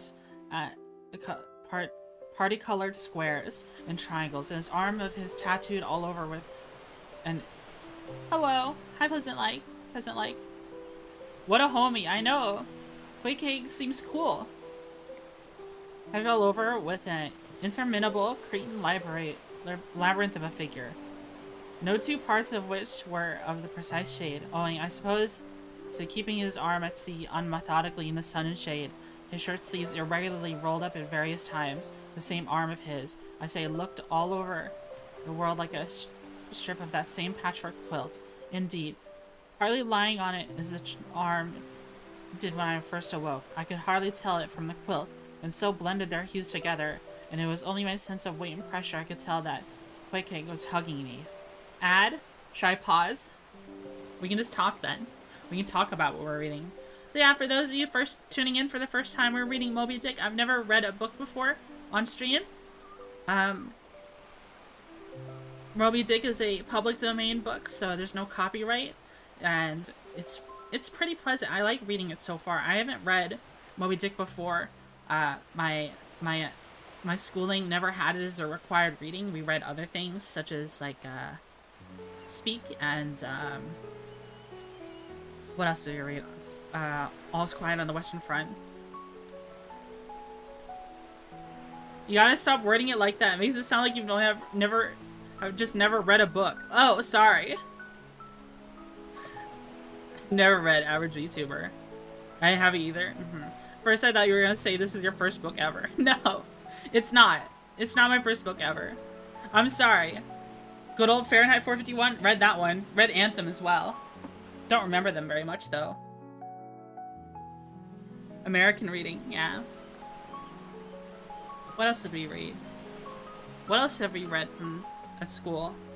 Great Gatsby? We read that at school.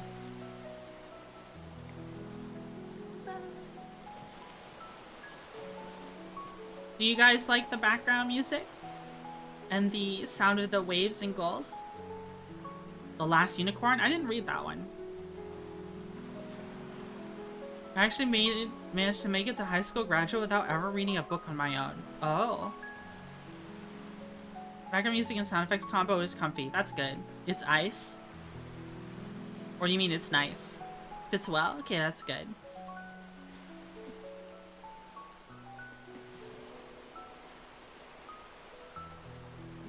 Pat Frank bullshit. I don't know. I don't know Pat Frank. The Final Odyssey. We read a lot of, like, has it been a minute and a half? I think the ads are over. Sorry about the ads, yo. Sorry about the ads. Yeah. No Child Left Behind program is quite something. Dude, they're passing everyone now. Like, they just pass anyone.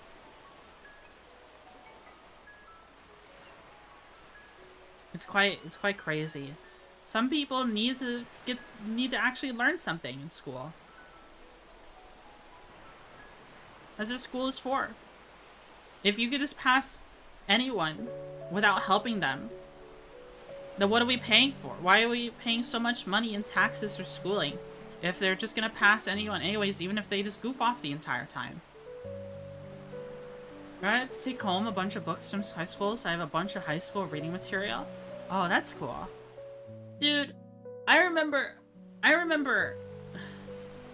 worked in the library in school, and I remember getting so frustrated because this one girl, she was a senior, lost her copy of The Great Gatsby, and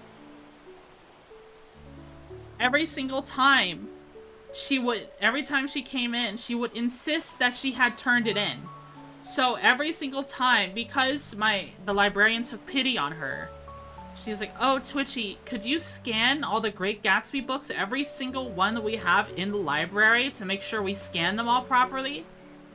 And we didn't do it just once. We did it like 3 times. We scanned every single book. We got to I had to scan them myself. Every single book. What a jerk. Just admit you lost your book. Instead of making a bunch of work for me. That's every book in this school I had to scan for The Great Gatsby. How could you? Hi JK. Hi First Toilet. Yeah, we're reading. We're just letting ads run. I think our ads are over now though, so we can keep reading. Right, so we just started chapter 4, The Count of Pain, and Quakeheg, what I assume is a Maori sailor and harpooner, had his arm over Ishmael in a loving and affectionate manner while they were sleeping in the same bed. And Ishmael is comparing the tattoos on Quakeheg's arms to the same pattern as the quilts that they're laying in. They were bro cuddling, that's true. I thought it was so funny in the last chapter that Ishmael just turned around and was like, "I've never felt more safe in my life." Like a little reality check happened with Ishmael. It's like, wait, Quakeg is a human too, who's just as scared of me. Alright, let's see. My sensations were strange. Let me try to explain them. When I was a child, I remembered a somewhat similar circumstance that befell me. Whether it was a reality or a dream, I never could entirely settle. The circumstance was this. I had been cutting up some caper or other. I was trying to crawl up the chimney, as I had seen a little sweep do a few days previous, and my stepmother, who, somehow or other, was all the time whipping me, or sending me to bed supperless. My mother dragged me out by the legs of the chimney and packed me off to bed. Though it was only 2 o'clock in the afternoon of the 21st June, the longest day of the year in our hemisphere, I felt dreadfully there was no help for it. So upstairs I went to my little room in the 3rd floor, undressed myself as slowly as possible as to kill time, and with a bitter sigh got between the sheets. Although they're dismally calculating the 16 entire hours must relapse before I could hope for resurrection.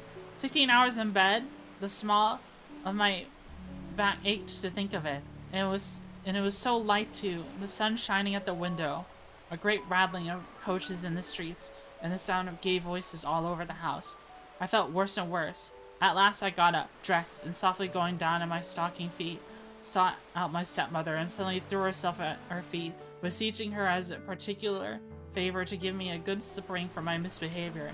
Anything indeed, but condemning me to lie abed was such an unendurable length of time. But she was the best and most conscientious of stepmothers, and back I had to go to my room. For several hours I laid there broad awake, feeling a great deal worse than I had ever done since. Even from the greatest subsequent misfortunes, at last I must have fallen into a troublesome nightmare of a doze, and slowly waking from it, half steeped in dreams, I opened up my eyes, and before the sunlit room was now wrapped in utter darkness, I instantly felt a shock running through all my frame. Nothing was to be seen, nothing was to be heard, but a supernatural hand placed on mine. My arm hung over the counterpane, and the nameless, unimaginable, silent form or phantom to which the hand belonged seemed closely seated to my bedside. For what seemed ages piled on ages, I lay there frozen with the most awful fears, not daring to drag away my hand, yet ever thinking that I could but stir in one single inch, the horrid spell would be broken. I knew not how this consciousness at last glided away from me, but waking in the morning, I suddenly remember it all, and for days and for weeks and for months afterwards I lost myself confounding attempts to explain the mystery. Nor to this very hour I often puzzle myself with it. Oh, you had a good reading voice? Thank you. And you, I try my best. Gaze and jovial. Yeah, gaze used to just mean very happy. Now take away that awful fear, and my sensations at feeling the supernatural hand in mine were very similar in their strangeness to those which I experienced upon waking up and seeing Quake's pagan arm thrown around me.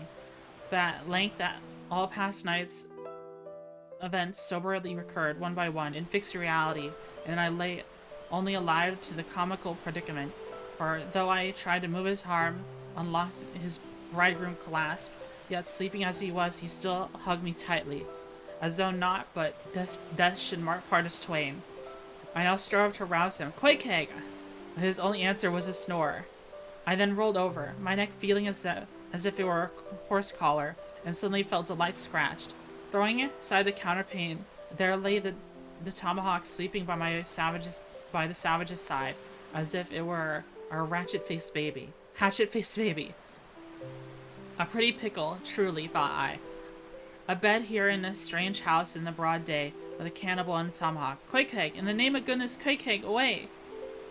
At length, by dint of much wriggling in this loud and incessant expostulations upon the unbecomingness of his hugging a fellow male in the matrimonial sort of style, I succeeded in extracting a grunt, and presently he drew back his arm, shook himself all over like a Newfoundland dog just from the water, and sat up in bed, stiff as a pikestaff, looking at me and rubbing his eyes as if he did not altogether remember how I came to be there. Through a dim consciousness of knowing something about me seemed slowly dawning over him, meaning while I quietly lay eyeing him, having no serious misgivings, and bent upon narrowly observing so curious a creature. When at last his mind seemed to made up touching the character of his bedfellow, he became as it were reconciling to the fact. He jumped out open He jumped out, opened the floor, and by certain signs and sounds gave me to understand that. If it pleased me, he would dress first and he'd leave me to dress afterwards, leaving the whole apartment to himself. Thinks I, Quick King, under the circumstances, is a very civilized overture. But the truth is, these savages have an innate sense of delicacy. Say what you will, it is marvelous how essentially polite they are. I pay this particular compliment to Quick King because he treated me with such civility and consideration while I was guilty of great rudeness, staring at him from the bed and watching all his toilet motions. For a time, my curiosity got the better of my breeding. Nevertheless, a man like Quick King you don't see every day. He and his ways were well worth unusual regarding. Hatchet Face Baby is my new band name. I forgot this book is older than some countries. Yeah. He commenced dressing at the top by donning his beaver hat. Was a hydrate redeem? Okay.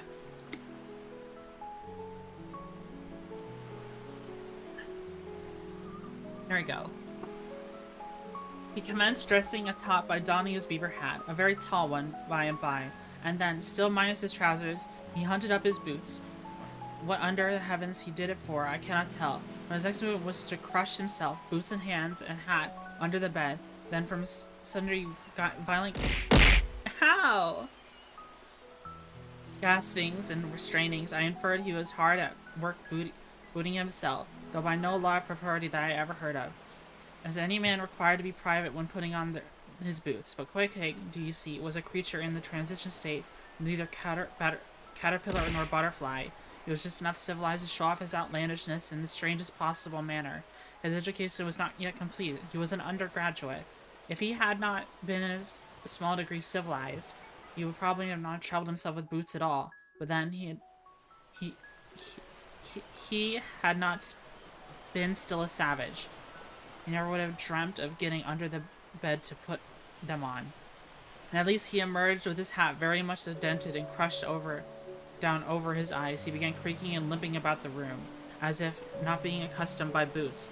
His pair of damp, wrinkled cowhide ones, probably not made to order either, rather pinched and tormented him at the first go off a bitter cold morning. F? Did I drop frames? We still here? Okay. It seems fine to me. Twitchy exploded? It says we dropped frames for a second. Still says I'm live here.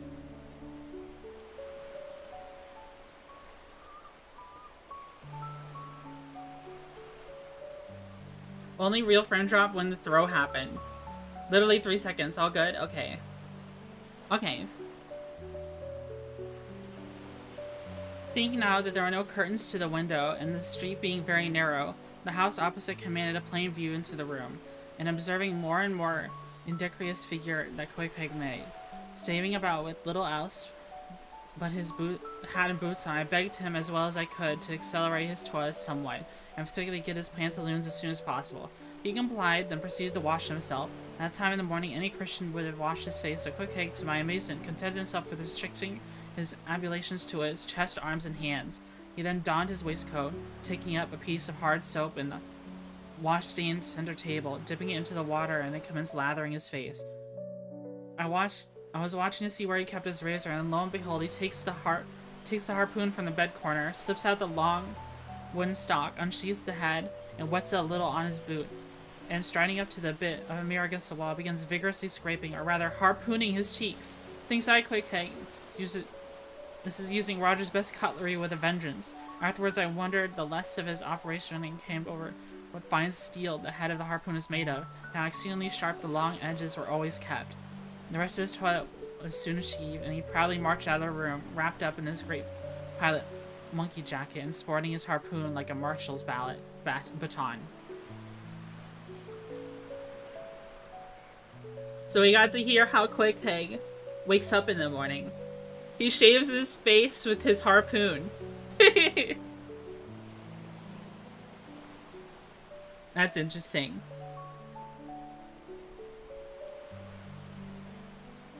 Good on YouTube? That's good. Kind of baller, not going to lie. True. I think so too. Kind of based. Yeah. Alright, let's go to chapter 5.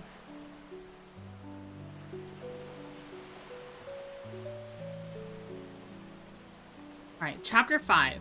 Breakfast. It's another short chapter. I quickly followed suit and transcended into the bar room, accosted the grinning landlord very pleasantly. I cherished no malice towards him, though he had been skylarking with me not a little in the matter of my bedfellow. However, a good laugh is a mighty good thing, and rather too scarce a good thing, so more's the pity. So, if any one man in his own proper person affords stuff or for a good joke to anybody, let them not be backward, let them cheerfully allow himself to spend and be spent in that ways.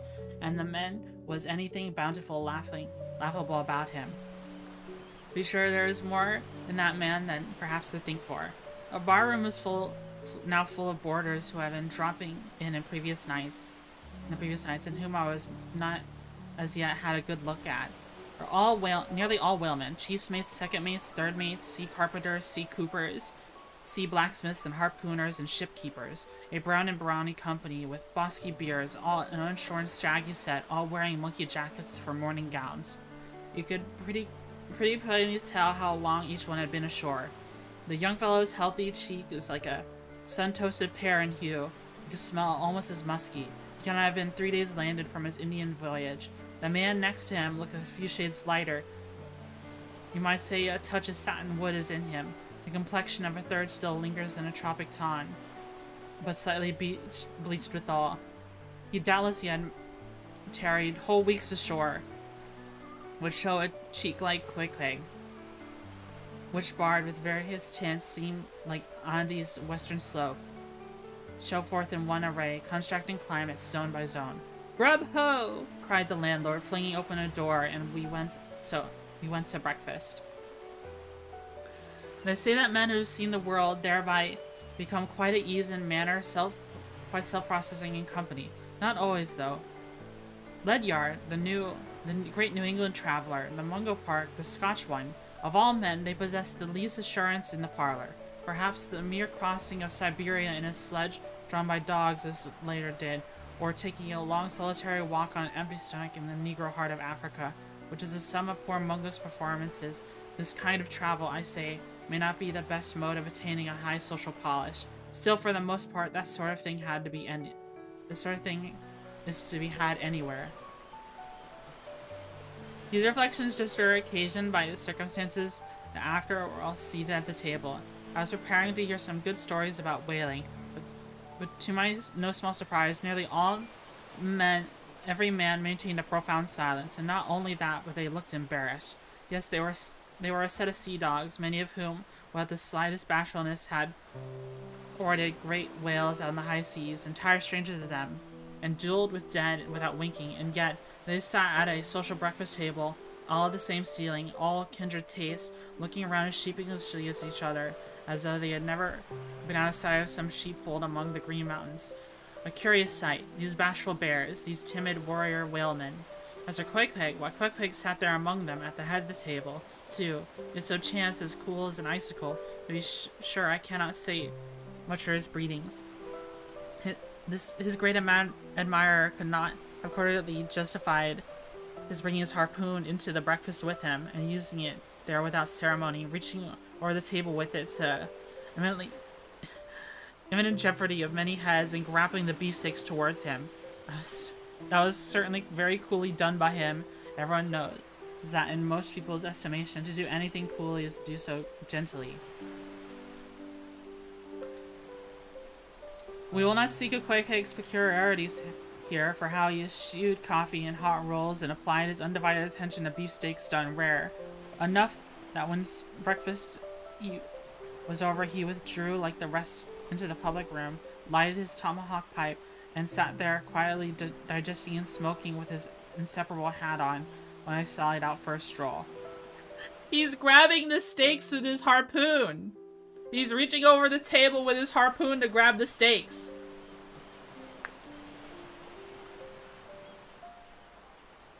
Always try magic shaving power, put it on, wipe it off with a cloth, no blade involved.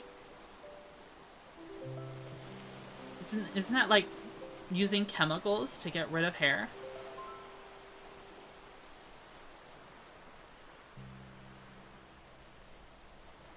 Doesn't it like melt your hair?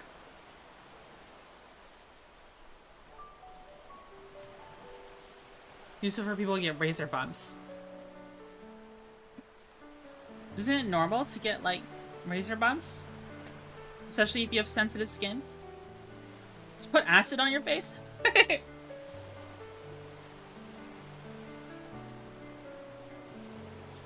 I've never used that kind of cream thing when shaving my legs. Does you remove the flesh from your skull? Hey, some people like it. Razor bumps are normal. And it gets red as hell in a shave. Oh. I've gotten bumps on my legs before. I think it was just because like my razor head was I couldn't remember if it was a new one. I think it was an old razor head. Never gotten razor bumps personally. My face is very sensitive. Oh, I see. Chapter 6. The Street.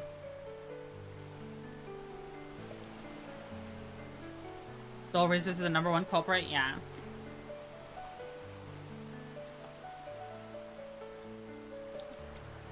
Just drinking some water.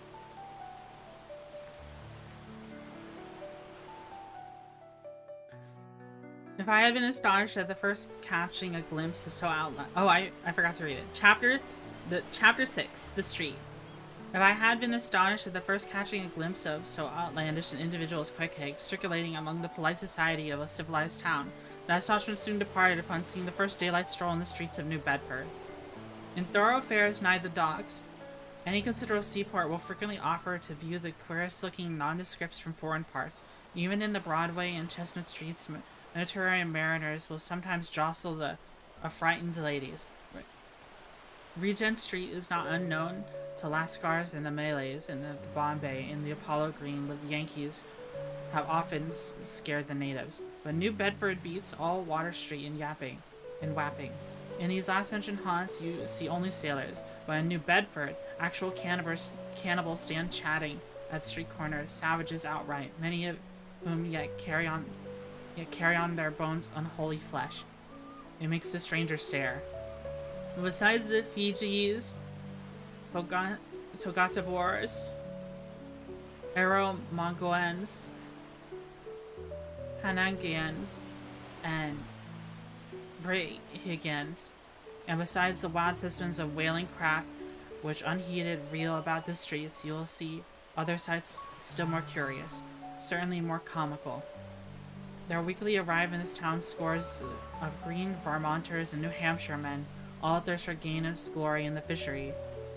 They were mostly young, of stalwart frames fellows, who have felled forests and now seek to drop the axe and snatch the whale lance. Many are as green as the green mountains whence they came, and some things you think about how but a few hours old.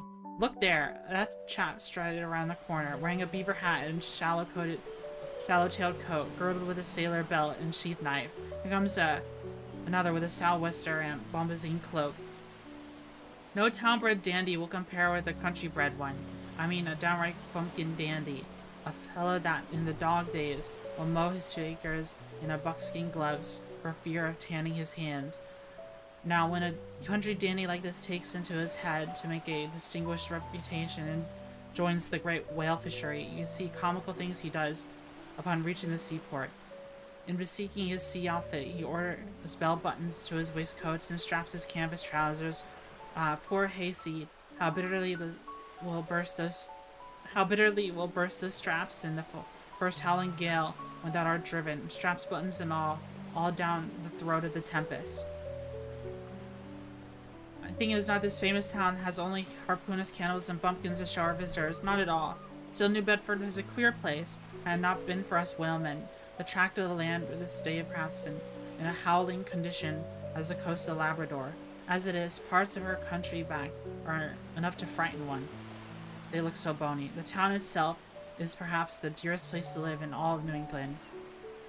It's a land of oil, true enough. but not like Canaan, a land also of corn and wine. The streets do not run with milk, nor the springtime do they pave them with fresh eggs. Yet in spite of this, nowhere in all America do you find more patrician-like houses, parks and gardens more opulent than in New Bedford. Whence came they? How planted upon this scraggy scoria of a country? Go and gaze upon the iron emblematical harpoons round yonder lofty mansion, and your question will be answered. Yes, all these brave houses and flowery gardens came from the Atlantic, Pacific, and Indian Oceans. One and all, they were harpooned and dragged up hither from the bottom of the sea. Can her Alexander perform a feat like that? In New Bedford, fathers, they say, whales give whales for dowers to their daughters, and portions of their nieces with a few porpoises apiece. You must go to New Bedford to see a brilliant wedding, for they say they have reservoirs of oil in every house, and every night recklessly burn their links in spermaceti candles. In the summertime, the town is sweet to see, full of fine maples, long avenues, and green and gold. In the August, high and awe, and beautiful and bountiful horse chestnuts, candelabra-wise, proffer the pastor by their tapering upright cones of congregated blossoms. So omnipotent is the art, which in many a district of New Bedford has superintroduced bright terraces of flowers upon the barren refuse rocks thrown aside at creation's final day. And the women of New Bedford, they bloom like their own red roses, but roses only bloom in summer, whereas the fine carnation of their cheeks is perennial as sunlight in the seven heavens. Elsewhere match the bloom of theirs, yet ye cannot, save in Salem, where they tell me the young girls breathe such musk their sailor sweethearts smell the miles so offshore, as though they are drawing nigh the odorous Moluccas instead of the puritanic sands. And now is chapter 6. He's describing New Bedford. It's kind of interesting. They're talking about how this is we flying by. It was a short chapter. It's like a whole mixing pot. It's a whole mixing pot. There's like all kinds of different houses you see here from different kinds of cultures. That's what it sounds like. It said that brave houses and flowery gardens came from the Atlantic, Pacific, and Indian Oceans. It's because all the different sailors are here. Then they talked about spermaceti candles and having oil. Spermaceti is like the oil from the spermaceti organ in a sperm whale.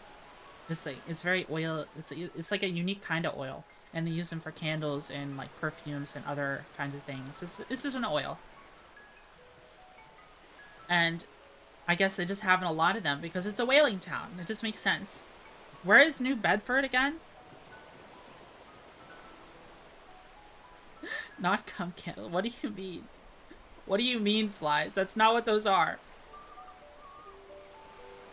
Learn about it from Dishonored? Yeah. It's just an oil. I think the spermaceti organ is kind of like is it part of their melon? It's how they communicate. Whales are so darn useful. That's true. This is where New Bedford in Massachusetts? I see. I see.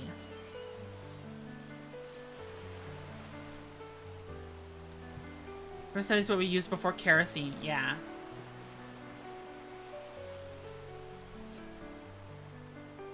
We have another ad? Oh. How inconvenient. How inconvenient. Let's take a look at the next chapter, though. What's the next chapter called? R.I.P. R.I.P. Rest in pepperoni. The whales had a lot of stuff in them that was valuable back then. That's true. That's true. The next chapter is called The Chapel. Let's read up on right whales.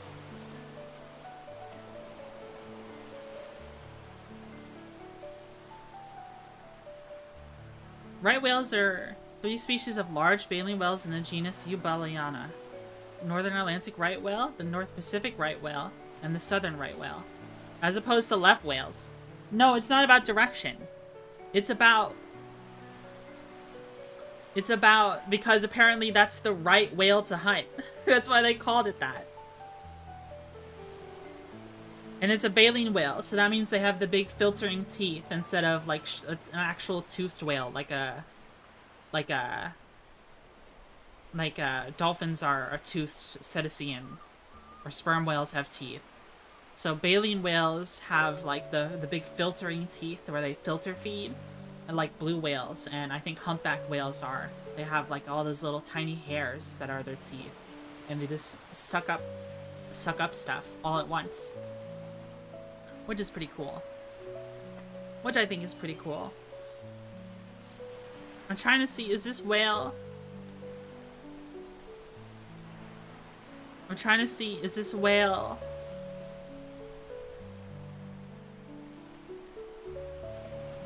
I'm trying to find, is it threatened?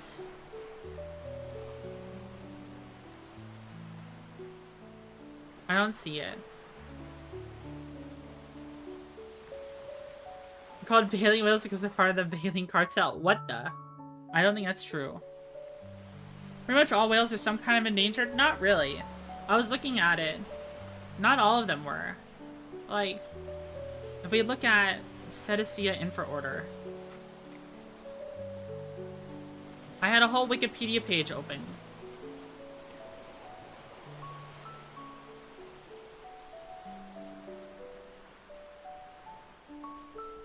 They had a whole page on how endangered everything is. River dolphins? No, the river dolphins are doing pretty bad, I think.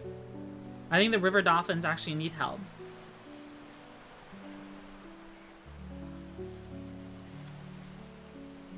I remember both here and in 2,000 Leagues Under the Sea, sperm whales are considered the demons of the ocean, and captains had no moral cause hunting them.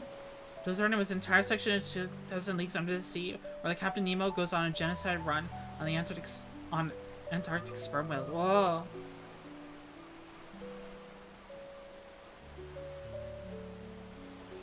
Did you hear that story where river dolphins would turn into a man, seduce young women, and drown them in rivers? That's folklore? How does that work?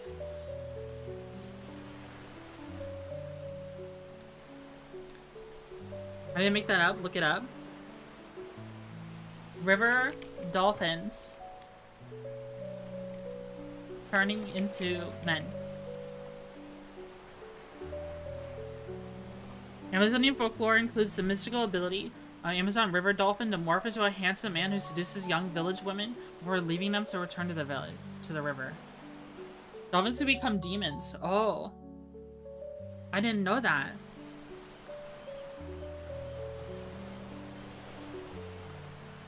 Amazon river dolphin. Chat, is this real? Chat, is this real? How much water do I have? Maybe we should take a little break for me to get more water. No, actually, I still have more than half my water left, so we're fine. Consume Wawa. Alright, I think the ad is over, so we can continue again. Chapter 7. The Chapel. Hydrate again! Okay, fine. And I posture checked as well.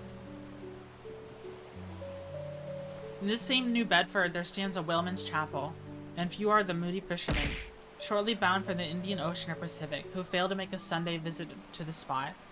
I am sure that I did not. Returning from the first morning stroll, I again sallied out into the special errand. The sky had changed from clear, sunny cold to driving sleet and mist. Wrapping myself in the shaggy jacket of the cloth called bearskin, I fought my way against the stubborn storm. Entering, I found a small scattered congregation of sailors and sailors' wives and widows. A muffled silence reigned, only broken at times by the shrieks of the storm. Each silent worshipper seemed purposely sitting apart from each other, as if each silent grief were insular and incommunicable. The chapel had not yet arrived, and these silent islands of men and women sat steadfastly eyeing several marble tablets with black borders maced into the wall on either side of the pulpit. 3 of each ran something like the following. I do not pretend to quote. Sacred. To the memory of John Talbot, who at the age of 18 was lost overboard near the Isle of Desolation off Patagonia, November 1st, 1836. This tablet is erected in his memory by his sister. Sacred to the memory of Robert Long, Willis Ellery, Nathan Coleman, Walter Canary, Seth Macy, and Samuel Gulick, forming one of the boat's crews of the ship Eliza, who were towed out of sight by a whale off the offshore ground in the Pacific, December 31st, 1839. This marble is hereby placed by their surviving shipmates. Sacred to the memory of the late Captain Ezekiel Hardy, who in the boat was killed by a sperm whale on the coast of Japan, August 3rd, 1833. This tablet is erected into his memory by his widow. Shaking off the sleep by the ice-glazed hat and jacket, I seated myself near the door and turned sideways, just surprising me to see Queequeg near me. Affected by the solemnity of the scene was a wondrous glaze of incredulous curiosity in his countenance. The savage was the only person present who seemed to notice my entrance, because he was the only one who could not read, and therefore he was not reading those frigid inscriptions on the wall. Whether any of his relatives of the seamen whose names appeared there now among the congregation, I knew not, but so many of the unrecorded accidents in the fishery, and so plainly did several women present their countenance of not rat trappings to some unceasing grief, that I feel sure that here before me were assembled those, in those unhealing hearts, to the sight of this bleak tablet, sympathetically causing the old wounds to bleed afresh. Oh, ye whose dead lie buried beneath the green grass, whose standing among the flowers can say, here lies my beloved, yet know that the desolation that broods in the bosoms like these, what bitter blanks in those black-bordered marbles which cover no ashes, what despair in those immovable inscriptions, what deadly voids and unbidden infidelities in the lines that seem to gnaw upon all faith, and refuse resurrection of the beings who have been placelessly perished without a grave, as well as might of those tablets stand in the cave of Elephanta is here. In one census of living creatures, the dead of mankind were included. Why, it is that in the universal proverb says them all, that they tell no tales, though containing more secrets than the Goodwin sands. How is it that to his name, who yesterday departed for the other world, we prefix so significantly an infidel word, and do not thus entitle him?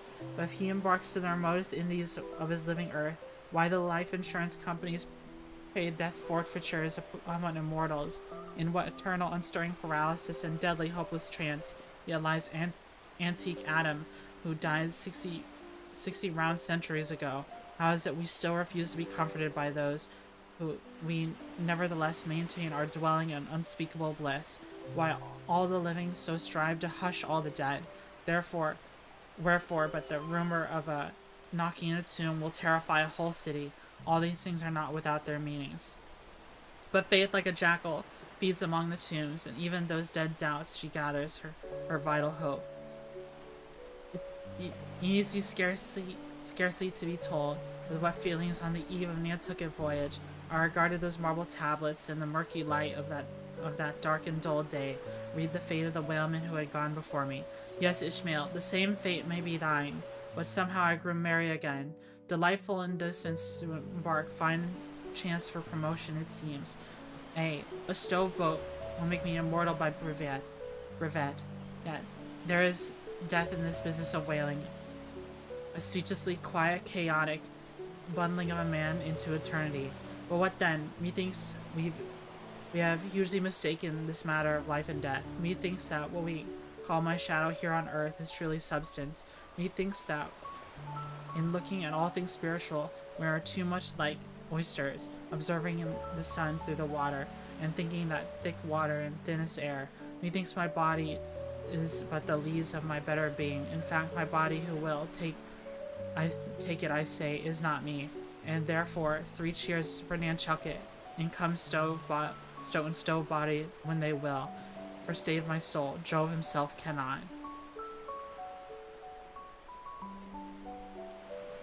So an entire crew. Robert Long, Willis Ellery, Nathan Coleman, Walter Canny, Seth Macy, and Samuel Gilleg. They got pulled away on their boat by a whale and never seen again. That's kind of crazy. I never really thought of it that way. Like, if you harpoon the whale and your harpoon rope is connected to the boat, they can just pull you away, and then they swim away, and you never catch up to them.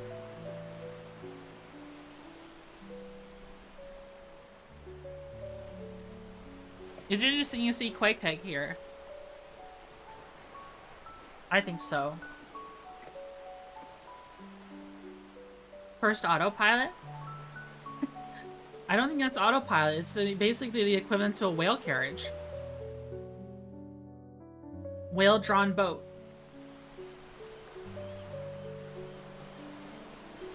And he's just kind of thinking about how Ishmael is just kind of here thinking about how that could be him on those tablets. Never to be seen. No,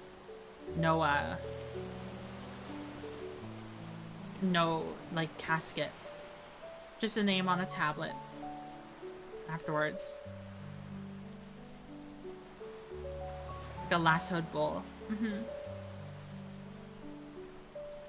Goodwin Sands. I'm not sure what he means by Goodwin Sands. More secrets than the Goodwin Sands. Goodwin Sands. Let's look it up. The sandbank. Oh. Apparently it's a sandbank in the southern end of the North Sea. Off the Deal coast in Kent, England. And more than 2,000 ships have believed to have been wrecked upon the Goodwin Sands because they lie close to major shipping lines. I see. So maybe that's why it contains so many secrets, because there's so many shipwrecks and people don't know why they wreck. Research the Headless Mule. Is that the name of a boat? Or is that a cryptid?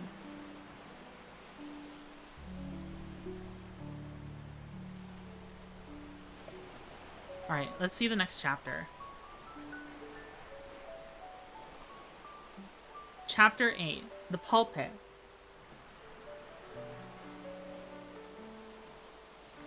I had not been seated very long ere a man of a certain venerable robustness entered.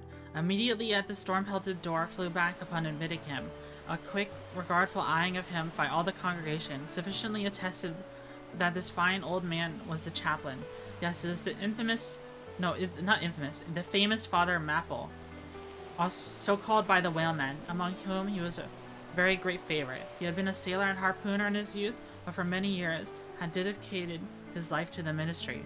At the time I now write of, Father Maple was a hardy winter of a healthy old age, a sort of old age which seems merged into a second flowering youth. For among all fissures of his wrinkles there shone certain mild gleams of a newly developed bloom, the spring verdure peeping forth even beneath the February snow. No one, having previously heard his history, could have for the first time behold Father Maple without almost interest, because there were certain engrafted clerical peculiarities about him, imputable to that adventurous maritime life he had led. When I entered, I observed he carried no umbrella, and certainly had not come up in his carriage, for his tarpaulin hat ran down the melting street. His grey pilot cloth jacket seemed almost to drag him to the floor, like the weight of the water it had absorbed. However, hat and coat and overshoes were one by one removed and hung up in a little space in the adjacent corner. Then, arrayed in a decent suit, he quietly approached the pulpit. 40. He's like 40 years old. Venerable robustness. Is that what they say for 40? And he's got a second, he's like a second bloom.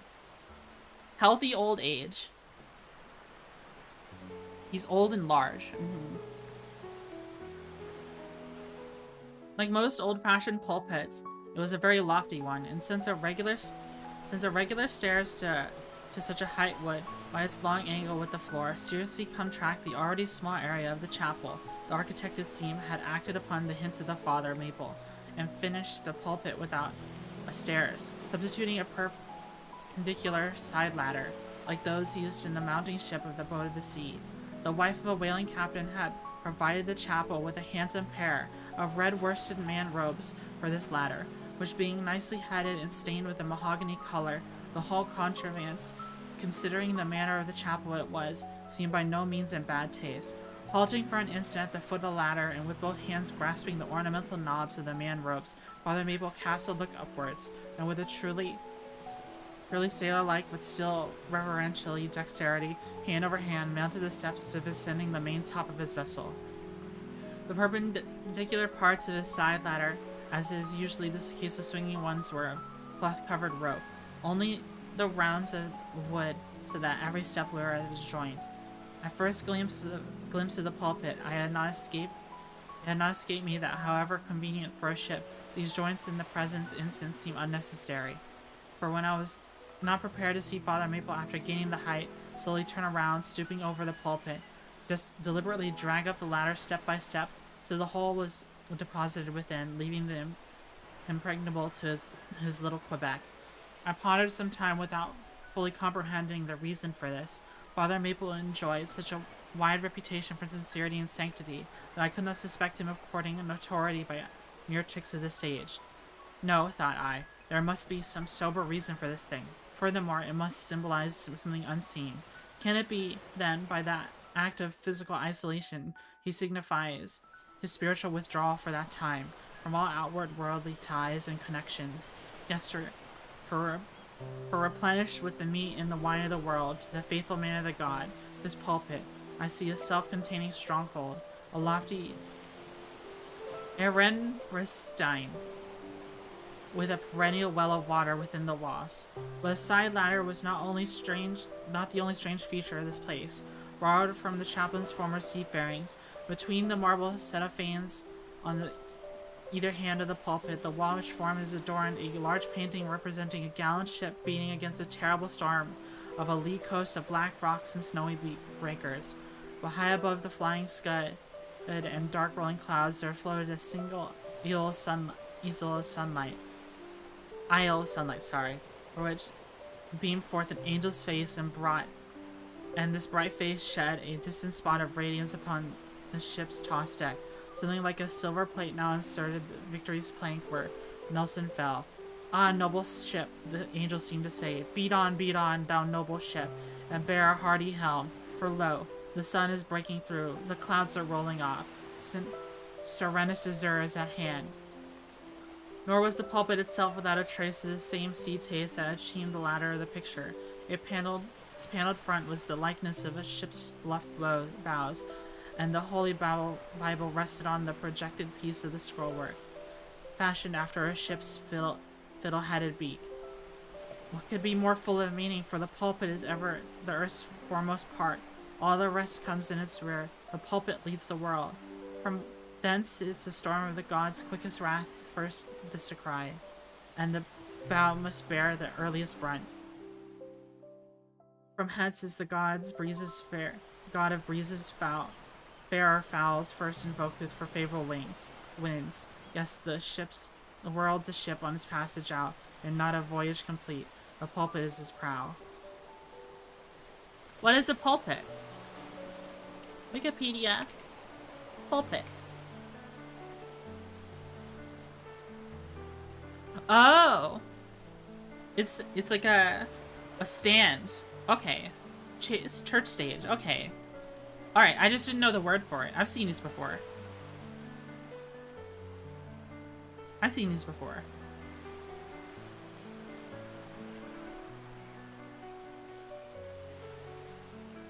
Alrighty. That was an interesting chapter. Father Maple is taking to his pulpit, and it's and Ishmael is making allusions to it being similar to like a boat. I'd say so. Something you speak at? Yeah. What does he mean by Little Quebec? In his little Quebec. And is that JoJo reference? No.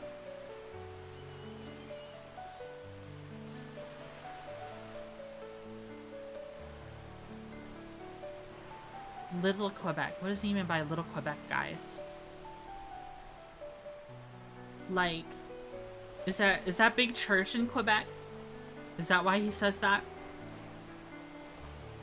Like, this is his version of that big church? The big Orthodox church? No, not Orthodox. Quebec is Canada, isn't it? I thought Quebec was in Russia for a second. I'm sorry. I'm sorry. Quebec is in Canada. So I'm even more confused. Leaving him impregnable is little Quebec. Go, men. Alright. Let's see. Chapter 9.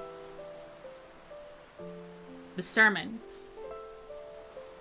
Oh, this is a long chapter.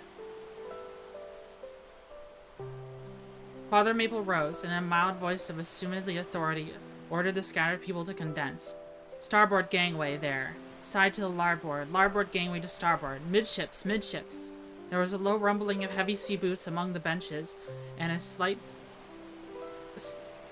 a still slighter shuffling of women's shoes, and all was quiet again, and every eye on the preacher. He paused a little, then kneeling on the pulpit bows, folded his large brown hand across his chest, uplifted into his closed eyes, and offered a prayer so deeply devout that he seemed kneeling and praying at the bottom of the sea. This ending in the prolonged solemn tones, like the continual tolling of a bell in a ship that is foundering at sea in a fog. In such tones he commenced reading the following hymn, but changed his manner towards the concluding stanzas, bursting forth appealing exultation and joy. The ribs and terrors in the whale arched over me a dismal gloom, while all God's sunlit waves rolled by and lift me deeply down to doom.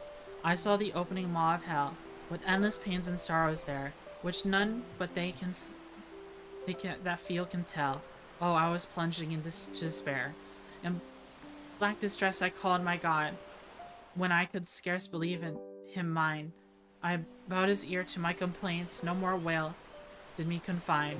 With speed he flew to my relief, as on a radiant dolphin borne, awful yet bright as lightning shone the face of my deliverer God. My song forever shall record that terrible yet joyful hour. I give glory to my God, his all mercy and power.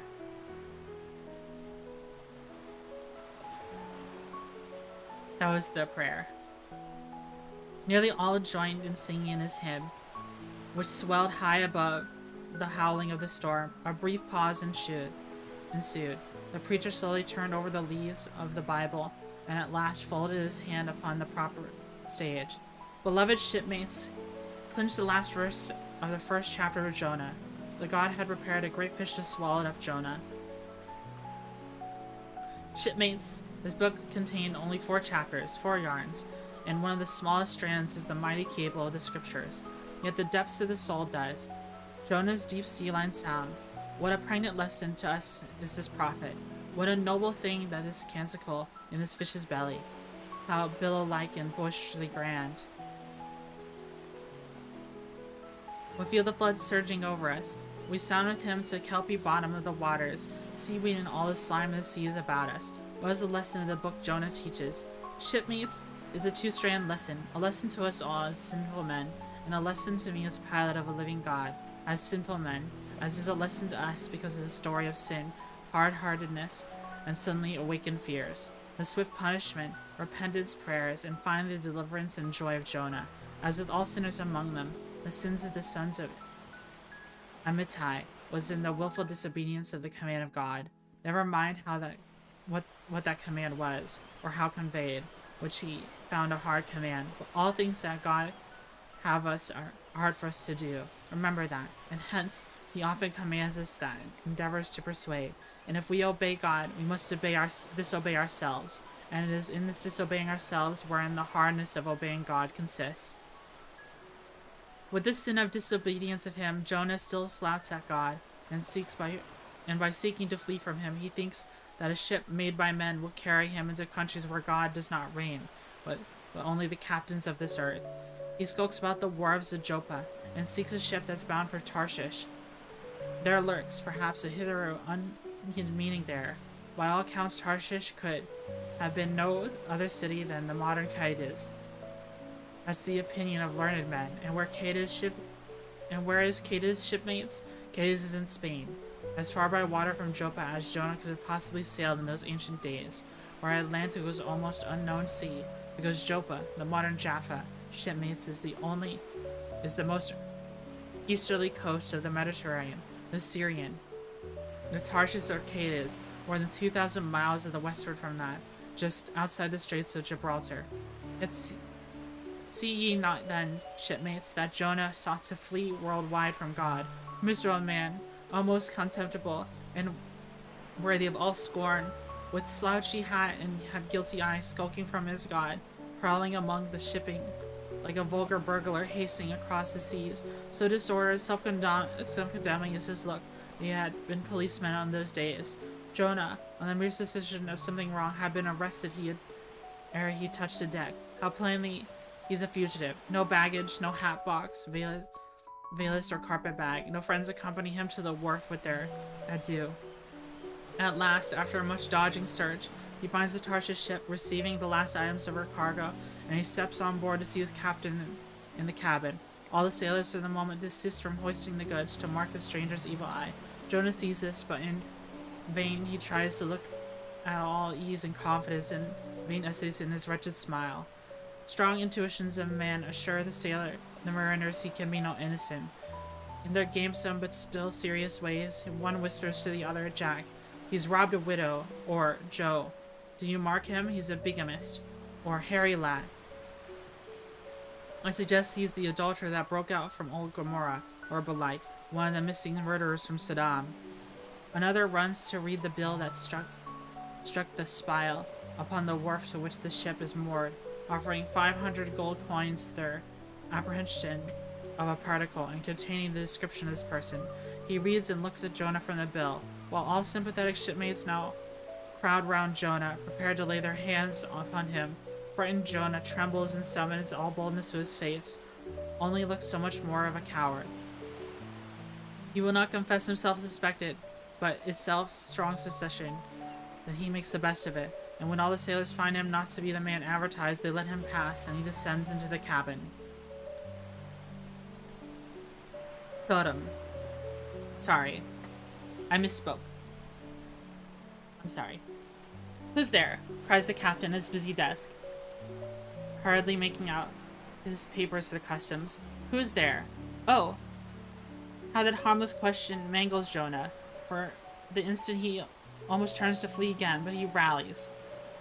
I seek a passage in a ship to Tarshish. How soon sail ye, sir? Thus far, the busy captain had not looked up to Jonah, though a man now stands before him. No sooner does he hear the hollow voice then he departs a scrutinizing glaze. We sail the next coming tide. At last he slowly answered, still intently eyeing him. No sooner, sir? Soon enough for an honest man that goes as a passenger. Ha! Jonah, that's another stab. Sodom. Okay, Sodom. Sodom. Okay, alright. You want me to reread that one?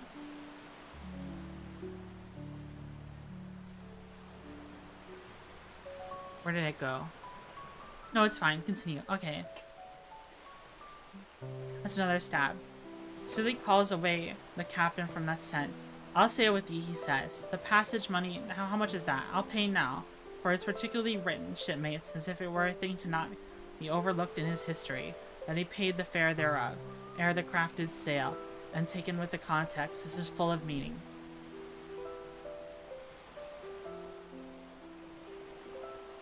Now Jonah's captain, shipmates, whose discernible detects crime in any, but whose cupidity exposes it only the penniless. In the world, shipmates, sins that pays you travel freely and without a passport, whereas virtue, if a pauper, is stopped at all frontiers. So Jonah's captain prepared to test the length of Jonah's purse, ere he judged him openly. He charges him thrice the usual sum, and is assented to. Captain knows that Jonah is a fugitive, but at the same time resolves to help a flight that paves the rear with gold. Ad? Oh, okay. Oh, I see. How long did that start? Posture check?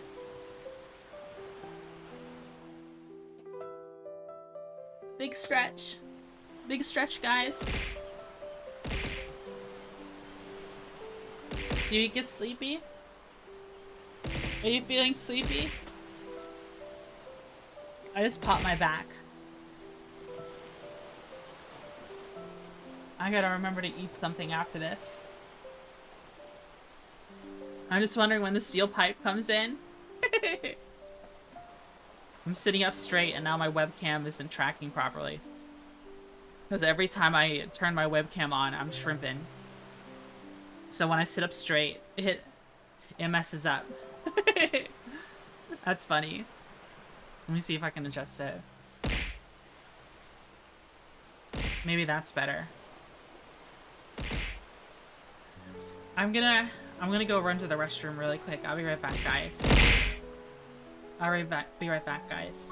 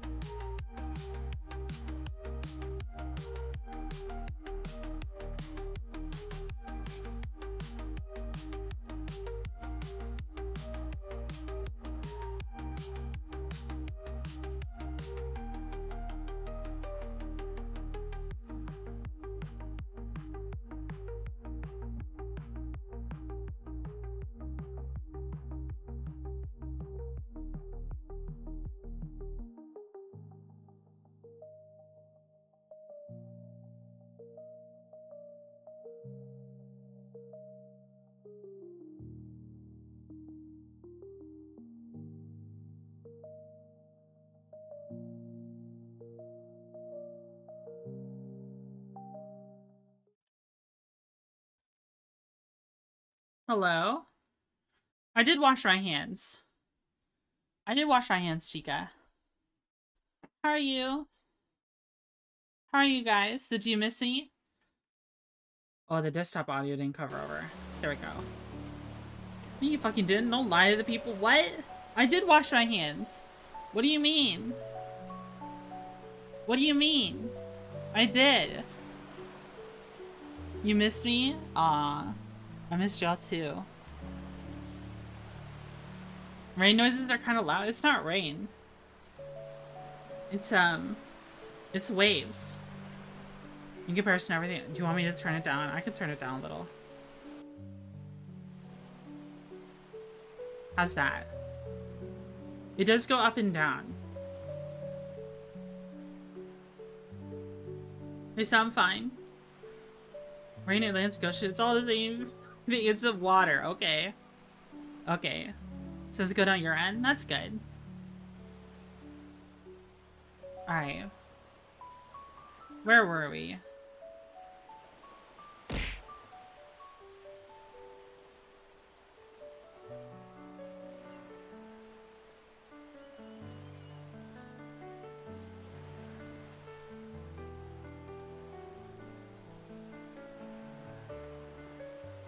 Alright, let's see. Maybe we'll read a little bit of what we'll read a part we've already read a little bit, just so that we can cover it all. But he swiftly calls away the captain from their tent. I'll stay with thee, he says. The passage money, how much is that? I'll pay now. For it is particularly written, shipmates, if they were not to be overlooked in this history, that he be paid the fare thereof, ere the craft did sail. And taken with context, this is full of meaning. Now Jonah's captain, shipmates, was one of those discernment detects crime in any, but whose cupidity exposes it only in the penniless. In this world, shipmates, sin is that pays they can travel freely and without a passport, whereas virtue, if a pauper is stopped in all frontiers. So Jonah's captain prepares to test the full length of Jonah's purse, ere he judge him openly. He charges him thrice the usual sum and is assented to. And the captain knows that Jonah is a fugitive, but he still at the same time resolves to help a flight that pays its rear with gold. Yet when Jonah fairly takes out his purse, prudent suspicions still molest the captain. He brings out every coin to find a counterfeit. Not a forger, anyway, he mutters, and Jonah is put down for his passage. Point out my stateroom, sir, says Jonah now. I am travel-weary. I need sleep. Thou lookest like it, says the captain. There is thy room. Jonah enters and would lock the door, but the lock contains no key. Hearing him fooling there, the captain laughs how lowly himself and mutters something about it. There was a convict cell as never being allowed to be locked within. All dressed and dusty is he. Joseph throws himself into his berth and finds his little stateroom ceiling almost resting on his forehead. There is close, Jonah gasps. Then in the contracted hole, sunk too, beneath the ship's waterline. Jonah feels the heralding presentiment of the stifling hour, when the whale shall hold him in the smallest of the bell's words. I have to go to bed. I have to go to sleep, my hack. Goodbye, Gonpei. Thanks for tuning in.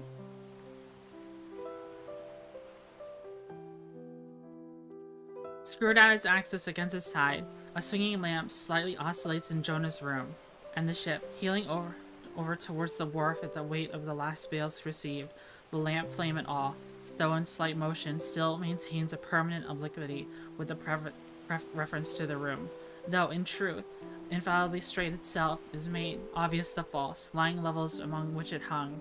The lamp alarms and frightens Jonah, as lying in his berth, his tormented eyes roll around the place, and thus this far, successful fugitive finds no refuge for his restless grace, but that contradiction the lamp more appalls him.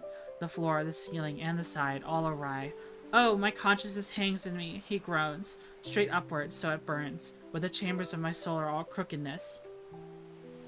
Like one who, after a night of drunken revelry, hies to his bed, still reeling with the conscience yet prickling him, as the plungings of the Roman racehorse, but more strike his steel tags into him, as one who is in miserable plight still turns in giddy anguish, praying God for annihilation until the fit be past, and last amid the whirl of woe he feels, a deep stupor steals over him, as over a man who bleeds to death, for consciousness is the wound, and there is not to staunch it. So after sore wrestling in his birth, Jonah's prodigy of ponderous misery drags him down to sleep. Now the tide has come, the ship casts off her cables, and from the deserted wharf, the uncheered ship for the Tarshish, all greening glides to sea. That ship, my friends, was the first of recorded smugglers. The contraband was Jonah. The sea rebels, for he will not bear the wicked burden. A dreadful storm comes on, and the ship is like to break. But now the boatswain calls all hands to lighten her, when boxes, bales, and jails are clattering overboard, when the wind is shrieking and the men are yelling, and every plank thunders with trampling feet over Jonah's head in this raging tumult. Jonah sleeps his hideous sleep. He sees no black sky or raging sea, feels not the reeling timbers, little hears he or heeds the far rush of the mighty whale. Hi, cup of toast. Even now with the open mouth is cleaving the seas after him and his shipmates, Jonah has gone down into the sides of the ship, a berth in the cabin as I have taken it, and is fast asleep. But the frightened master comes to him and shrieks in his dead ear, What meanest thou, O sleeper? Arise! Startless from his lethargy by that direful cry, Jonah staggers to his feet and, stumbling to the deck, grasps his shroud to look upon the sea. At that moment he is sprung upon by a panther, billowing, leaping over the bulwarks. Wave after wave leaps into the ship, and finding so speedily runs roaring fore and aft, till the mariners come nigh to drowning while yet afloat. And ever, as the white moon show her frightful face in the steep gullies of the blackness overhead, aghast Jonah sees the rear bowsprit pointing high upward, but soon beat downward again towards the tormented deep. Terrors upon terrors run through his soul. In all his cringing attitudes, the god fugitive is now too plainly known. The sailors mark him. More and more certain grow their suspicions of him, and at last, fully to test the truth by referring to the whole matter of the high heaven, they all outward to casting lots to see whose cause to this great tempest was upon them. A lot was Jonah's, that discovered, when how furiously they mob him with their questions. What is thine occupation? Whence thou comes? Thy country? What people? But mark now, my shipmates, the behavior of poor Jonah. The eager mariners ask him who he is and where he's from, whereas they only receive an answer to those questions, but they not only receive an answer to those questions, but likewise another answer to a question not put by them, but unsolicited answers sourced from Jonah by the hard hand of God that is upon him.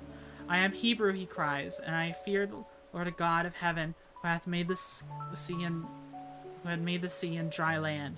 Fear him, O Jonah. Aye, well, mightiest thou fear the Lord God then. Straightway he goes into a full confession, whereupon the mariners become more and more appalled, but still are pitiful. For when Jonah, not yet supplicating God for mercy, still he but too well knew the darkness of his deserts. When wretched Jonah cries out to take him and cast him forth into the sea, for he knew that as his sake this great tempest was upon them, they mercilessly turn from him and seek by other means to save the ship. But all in vain, the indignant gale blows louder. Then, with one hand raised invokingly by God, the other they reluctantly lay hold of Jonah. Now behold Jonah taken up as an anchor and dropped into the sea, where instantly an oily calmness floats out to the east, and the sea is still. Jonah carries down the gale with him, leaving smooth water behind. He goes out in the whirling heart of a masterless commotion that he scarce heeds the moment he drops seething into the yawning jaws awaiting him, and the whale shoots to his ivory teeth like so many white bolts upon his prison. Then Jonah prayed to the Lord out of the fish's belly, but observe his prayer to learn a weighty lesson.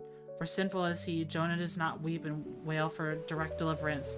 He feels that his dreadful punishment is just. He leaves all his deliverance to God, contenting himself with this, that spite of all of his pains and pangs, he still look towards his holy temple, and here shipmates his true and faithful repentance, not clamorous for pardon, but grateful for punishment. And how appeasing to God was his conduct to Jonah, is shown the eventual deliverance from him from the sea and the whale. Shipmates, I do not place Jonah before you to be copied for his sin, but I place him before you to be modeled of repentance. Sin not, but if you do, take heed to repent for of it like Jonah. And Daniel Sierra. While he was speaking these words, the howling of the shrieking, slanting storm without seemed to add a new power to the preacher, who, when describing Jonah's sea storm, seemed tossed by the storm himself. His heavy chest heaved as with a ground swell, his tossed arms seemed the warring elements at work, and the thunder that rolls away from his swarthy brow, and the light leaping from his eye, made all his simple hearers look at him with quick fear that was strange to them. There now came a lull in his look.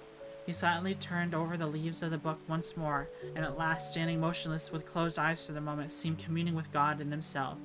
Again he leads towards the people, and bowing his head lowly, with an aspect of the deepest yet manliest humility, he spake these words. Shipmates, Gate has laid but one hand upon you, both his hands pressed upon me. I have read ye, but what murky light may be mine the lesson that Jonah teaches to all sinners, and therefore to ye, and still more to me, for I am a greater sinner than ye. And I now gladly would come down from this masthead and sit on the hatches where you sit, and listen to you as you listen, while some of you reads the other and more awful lesson which Jonah reaches to me, as a pilot of living God. How I am anointed a pilot proper, or speaker of true things, and bidden by the Lord to sound these unwelcome truths in the ears of wicked Nineveh? Nineveh? How do I pronounce this? Oops. Oh, Wikipedia. Nineveh. Nineveh. Okay. Wicked Nineveh. Jonah, appalled by the hostility he would arise, fled from his mission, and sought to escape his duty and his God by taking a ship at Joppa. But God is everywhere. Tarshish he never reached, but as we have seen, God came upon him in the whale and swallowed him down to living gulfs of doom. With the swift slantings tore him along into the midst of the seas, where the eddy depths sucked him 10,000 fathoms down, and the weeds were wrapped around his head, and all the watery world of woe bowled over him. Yet even beyond the reach of any plummet out of the belly of hell, when the whale grounded upon the ocean's utmost bones, even then God heard the engulfing, repenting prophet when he cried. Then God spake into the fish and shuddered the cold blackness in the sea. The whale came breaching towards the warm, pleasant sun and all delights of air and earth, and vomited Jonah upon drowned land. When the word of the Lord came a second time, Jonah, breeze unbeaten, his eyes like two seashells, still multitudinously murmuring of the ocean, Jonah did the Almighty's bidding. And what was that, shipmates? To preach the truth to the face of falsehood. That was it. This, shipmates, this is the other lesson that woe to the pilot of the living God who slights it. Woe to him who this world charms from gospel duty. Woe to him who seeks pour oil on the waters and has brewed them into the gale. Woe to him who seeks to please rather than to appall. Woe to him whose good name is more to him than goodness. Woe to him who in the world courts not dishonor. Woe to him who would not be true, even though the false were salvation. Yea, woe to him who was the great pilot Paul has, while preaching to others himself a castaway. He drooped and fell away from himself for a moment, then lifting his face again to them again, showing a deep joy in his eyes, he cried out with a heavenly enthusiasm, Oh, shipmates, on the starboard hand of every woe there is a sure delight, and higher the top of the delight than the bottom of the woe is deep. Is the main truck higher than the kelson low? Delight is to him a far, far upward and inward delight, who against the proud gods and commodores of this earth ever stands forth his own inexorable self. Delight is to those whose strong arms yet support him, when the ship of this base treacherous world has gone down beneath him. Delight is to him who gives no quarter in the truth, and kills and burns and destroys all sin, though he pluck it out from under his robes of senators and judges. Delight, top gallant delight to him who acknowledges no law or lord, but the Lord his God, and is only patriot to heaven. To lie to him who all the waves and billows sees a boisterous mob can never shake the sure keel of ages, and eternal delight and deliciousness will be his, for who coming to lay down can say with his final breath, O Father, chiefly known to me by thy rod, mortal or immortal, here I die. I have striven to be thine, more than the world's mine own, yet this is nothing. I leave eternally to thee, for what is man that should live out the lifetime of his God? He said no more, but slowly waving a benediction, covering his face with his hands, and so remainingly till all the people had departed, he was left alone in the place. And now it's chapter 9. Oh, what an intense sermon that he was giving us. Jonah was tied up to an anchor and then eaten by a whale, but then spat up. That's what happened, right? From what I'm reading. The sailors, because he brought a storm to the ship. Man.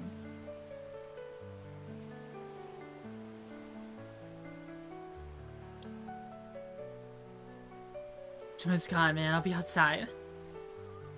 Man. It just makes me think of that picture. It just says man, and it shows a horse on the beach. Alright, what is the next chapter called? The next chapter is A Bosom Friend, but that seems like a good spot to take a little break, or at least stop for now. So what do you guys think so far? What do you guys think of the book so far? Are you enjoying it? Oh, I accidentally went all the way to the back. I didn't mean to. We finished the story. We finished chapter 9. Was anyone reading along? Was anyone reading along? I guess I should have linked the wiki source page. I could have done that. It'd be good. I've been using Haggy Buggy for background noise. Yeah, that's what most people do. That's what most people do. People just like to listen to. I'm missing with the Polaris loadouts and crew uniforms. Oh.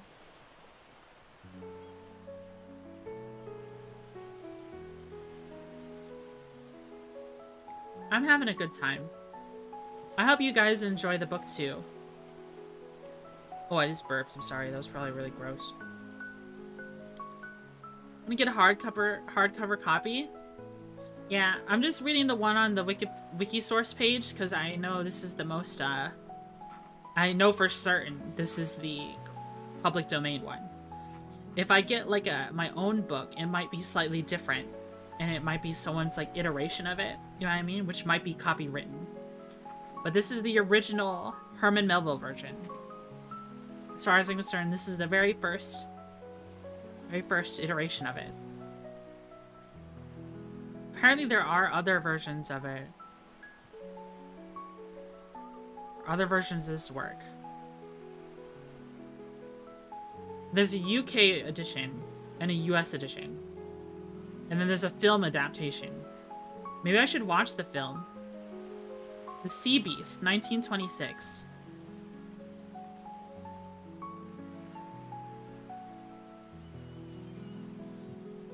It's a Warner Bros. Film. This is also public domain. This movie is public domain? Restored prints of the film from 1950s. Donated by Lester Corn Strong. I like the movie of Patrick Stewart. There's a Patrick Stewart movie? Yeah, 1926, The Sea Beast. So this is like a black and white film.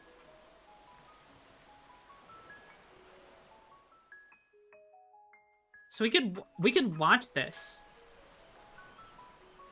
I mean, it being Warner Bros. Kind of scares me, but we could watch this movie on stream since it's public domain. Which is kind of interesting. Yeah, we could do a watch along. It's 2 hours, 13 minutes.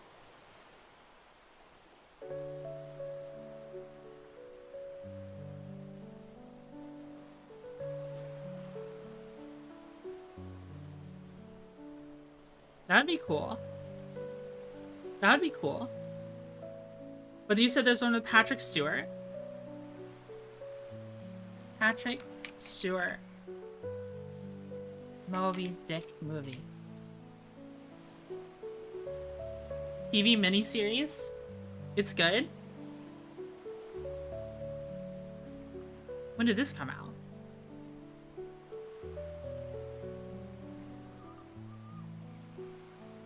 It's an hour, 30 minutes. 1998.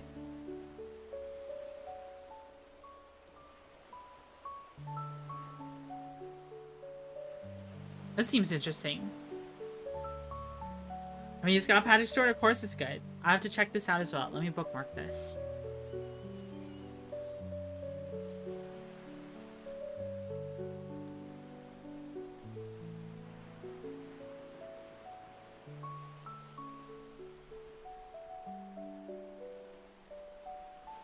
Bulkington.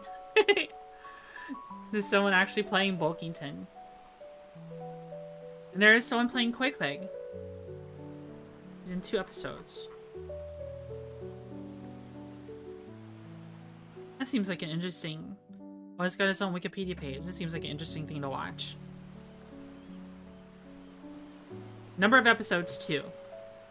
Running time.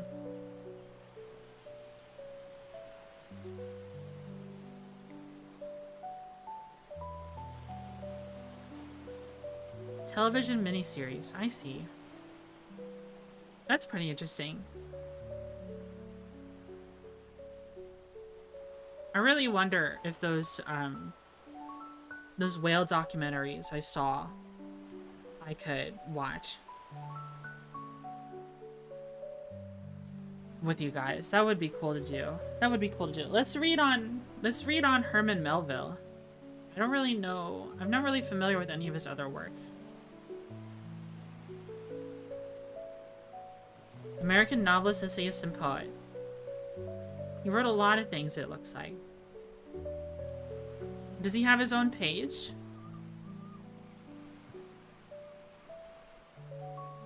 Oh, this is the Wikisource page.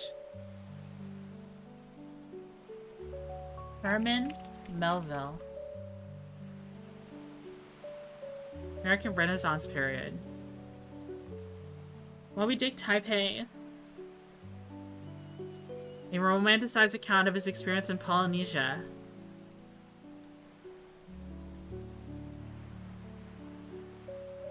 Melville Revival. One of the great American novels.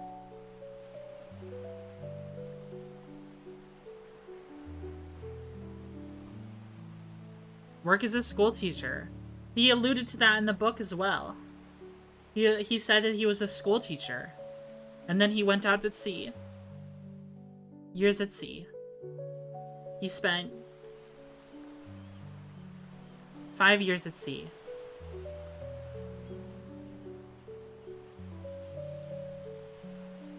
And then after that, I became a writer.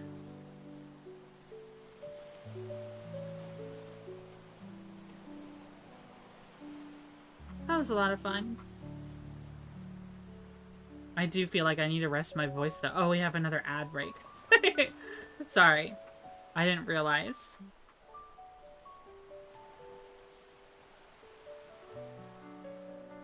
But I guess we can put a pin in reading for today. So I can rest my voice some. As I have been talking non-stop. But that was a lot of fun. What do you guys want to see on Tuesday and Thursday? I was thinking about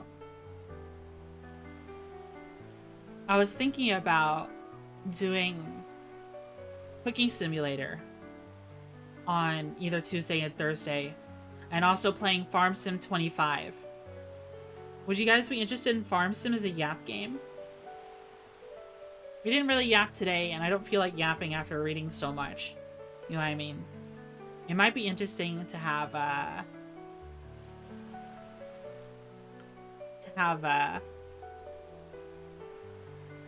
Ivy down? Yeah. I think it'd be fun to do Farm Sim and Cooking Sim. More simulation games. Lots of Sims today.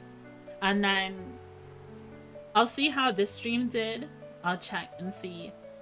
I'll look over the analytics and see. Maybe we'll do another Moby Dick reading stream. Continuing on from chapter 9. I hope you guys enjoyed this stream. I had a lot of fun. I put a lot of work into this one. Flies helped me with some of the background music.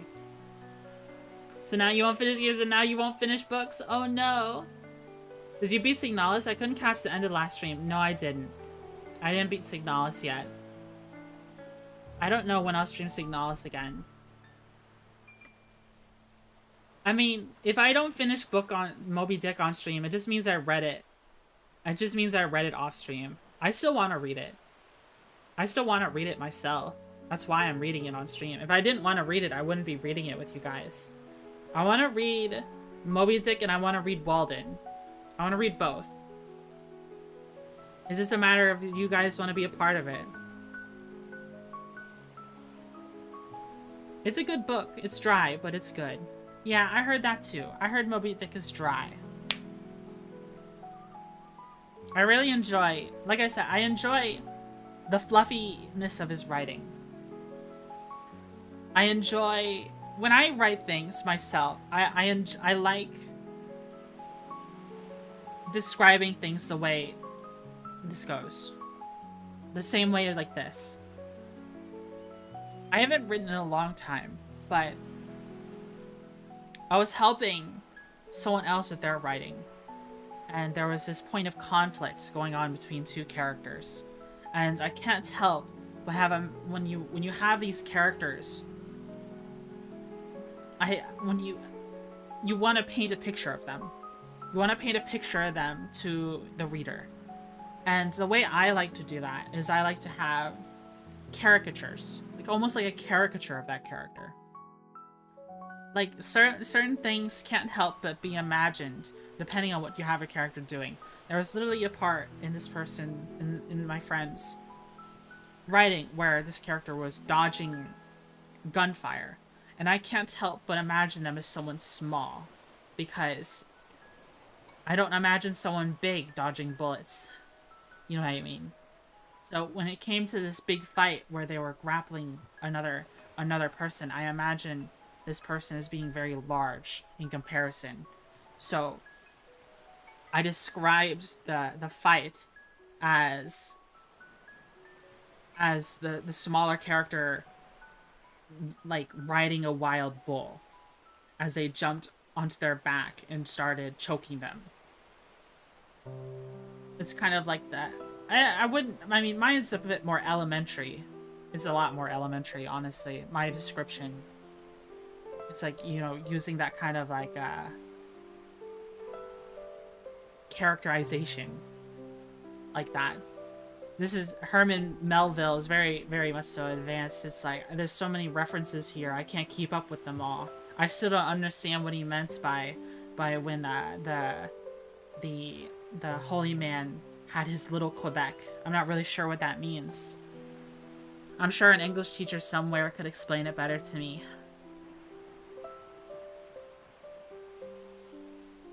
Is the one with the laser sword and the mind powers? What? I don't know what you're talking about. He's in his own space? Maybe. Maybe. Maybe there's something about Quebec we didn't know at the time. Like, what was Quebec like?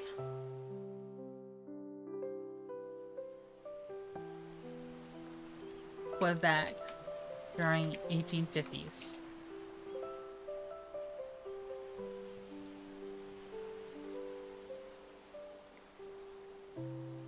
In the 1850s, Quebec was a center of immigration, shipbuilding, and economic growth. It was called Golden Age of Shipbuilding. That's interesting.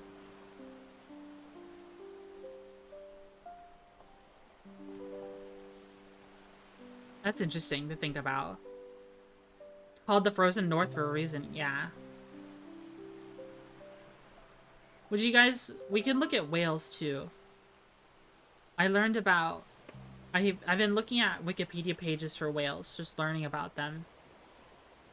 You can learn more about the right whale. I haven't read up on this one yet. It seems pretty interesting. Whale lice. What is whale lice? Oh, that looks gross. You got all kinds of stuff on them.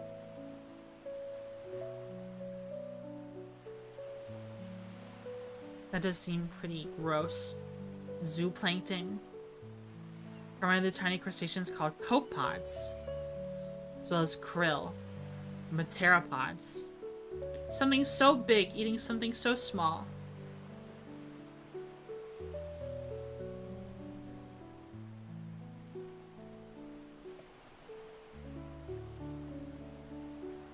This is a cool old photograph. I'm looking at the Wikipedia page. Unknown author, unknown source. But it shows a bunch of smaller boats surrounding a whale. And then the boats are getting smushed.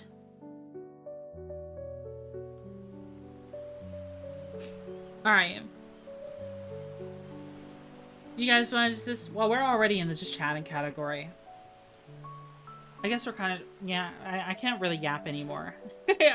My throat hurts. I was trying to see if I could pivot over to just chatting, but my throat hurts.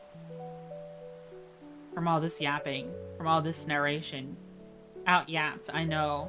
I hope you guys found my narration sufficient, even though I made lots of mistakes. I tried my best. I hope it made you very sleepy. I hope it helps you sleep. I hope the VOD helps you sleep. Mistakey buggy, yeah. Alright, let's stop the music.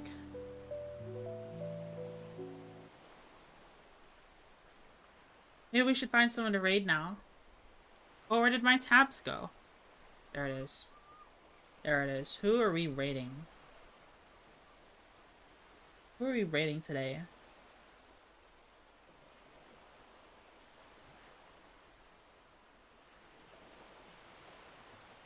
Oh, our Sharklet is still going. How much longer is she going, though? She's been going for 8 hours. She's been going for a while. Oh, she's shooting. Alright, we can raid Sharklet. We like the shark. Sharklet is cool. Raid channel.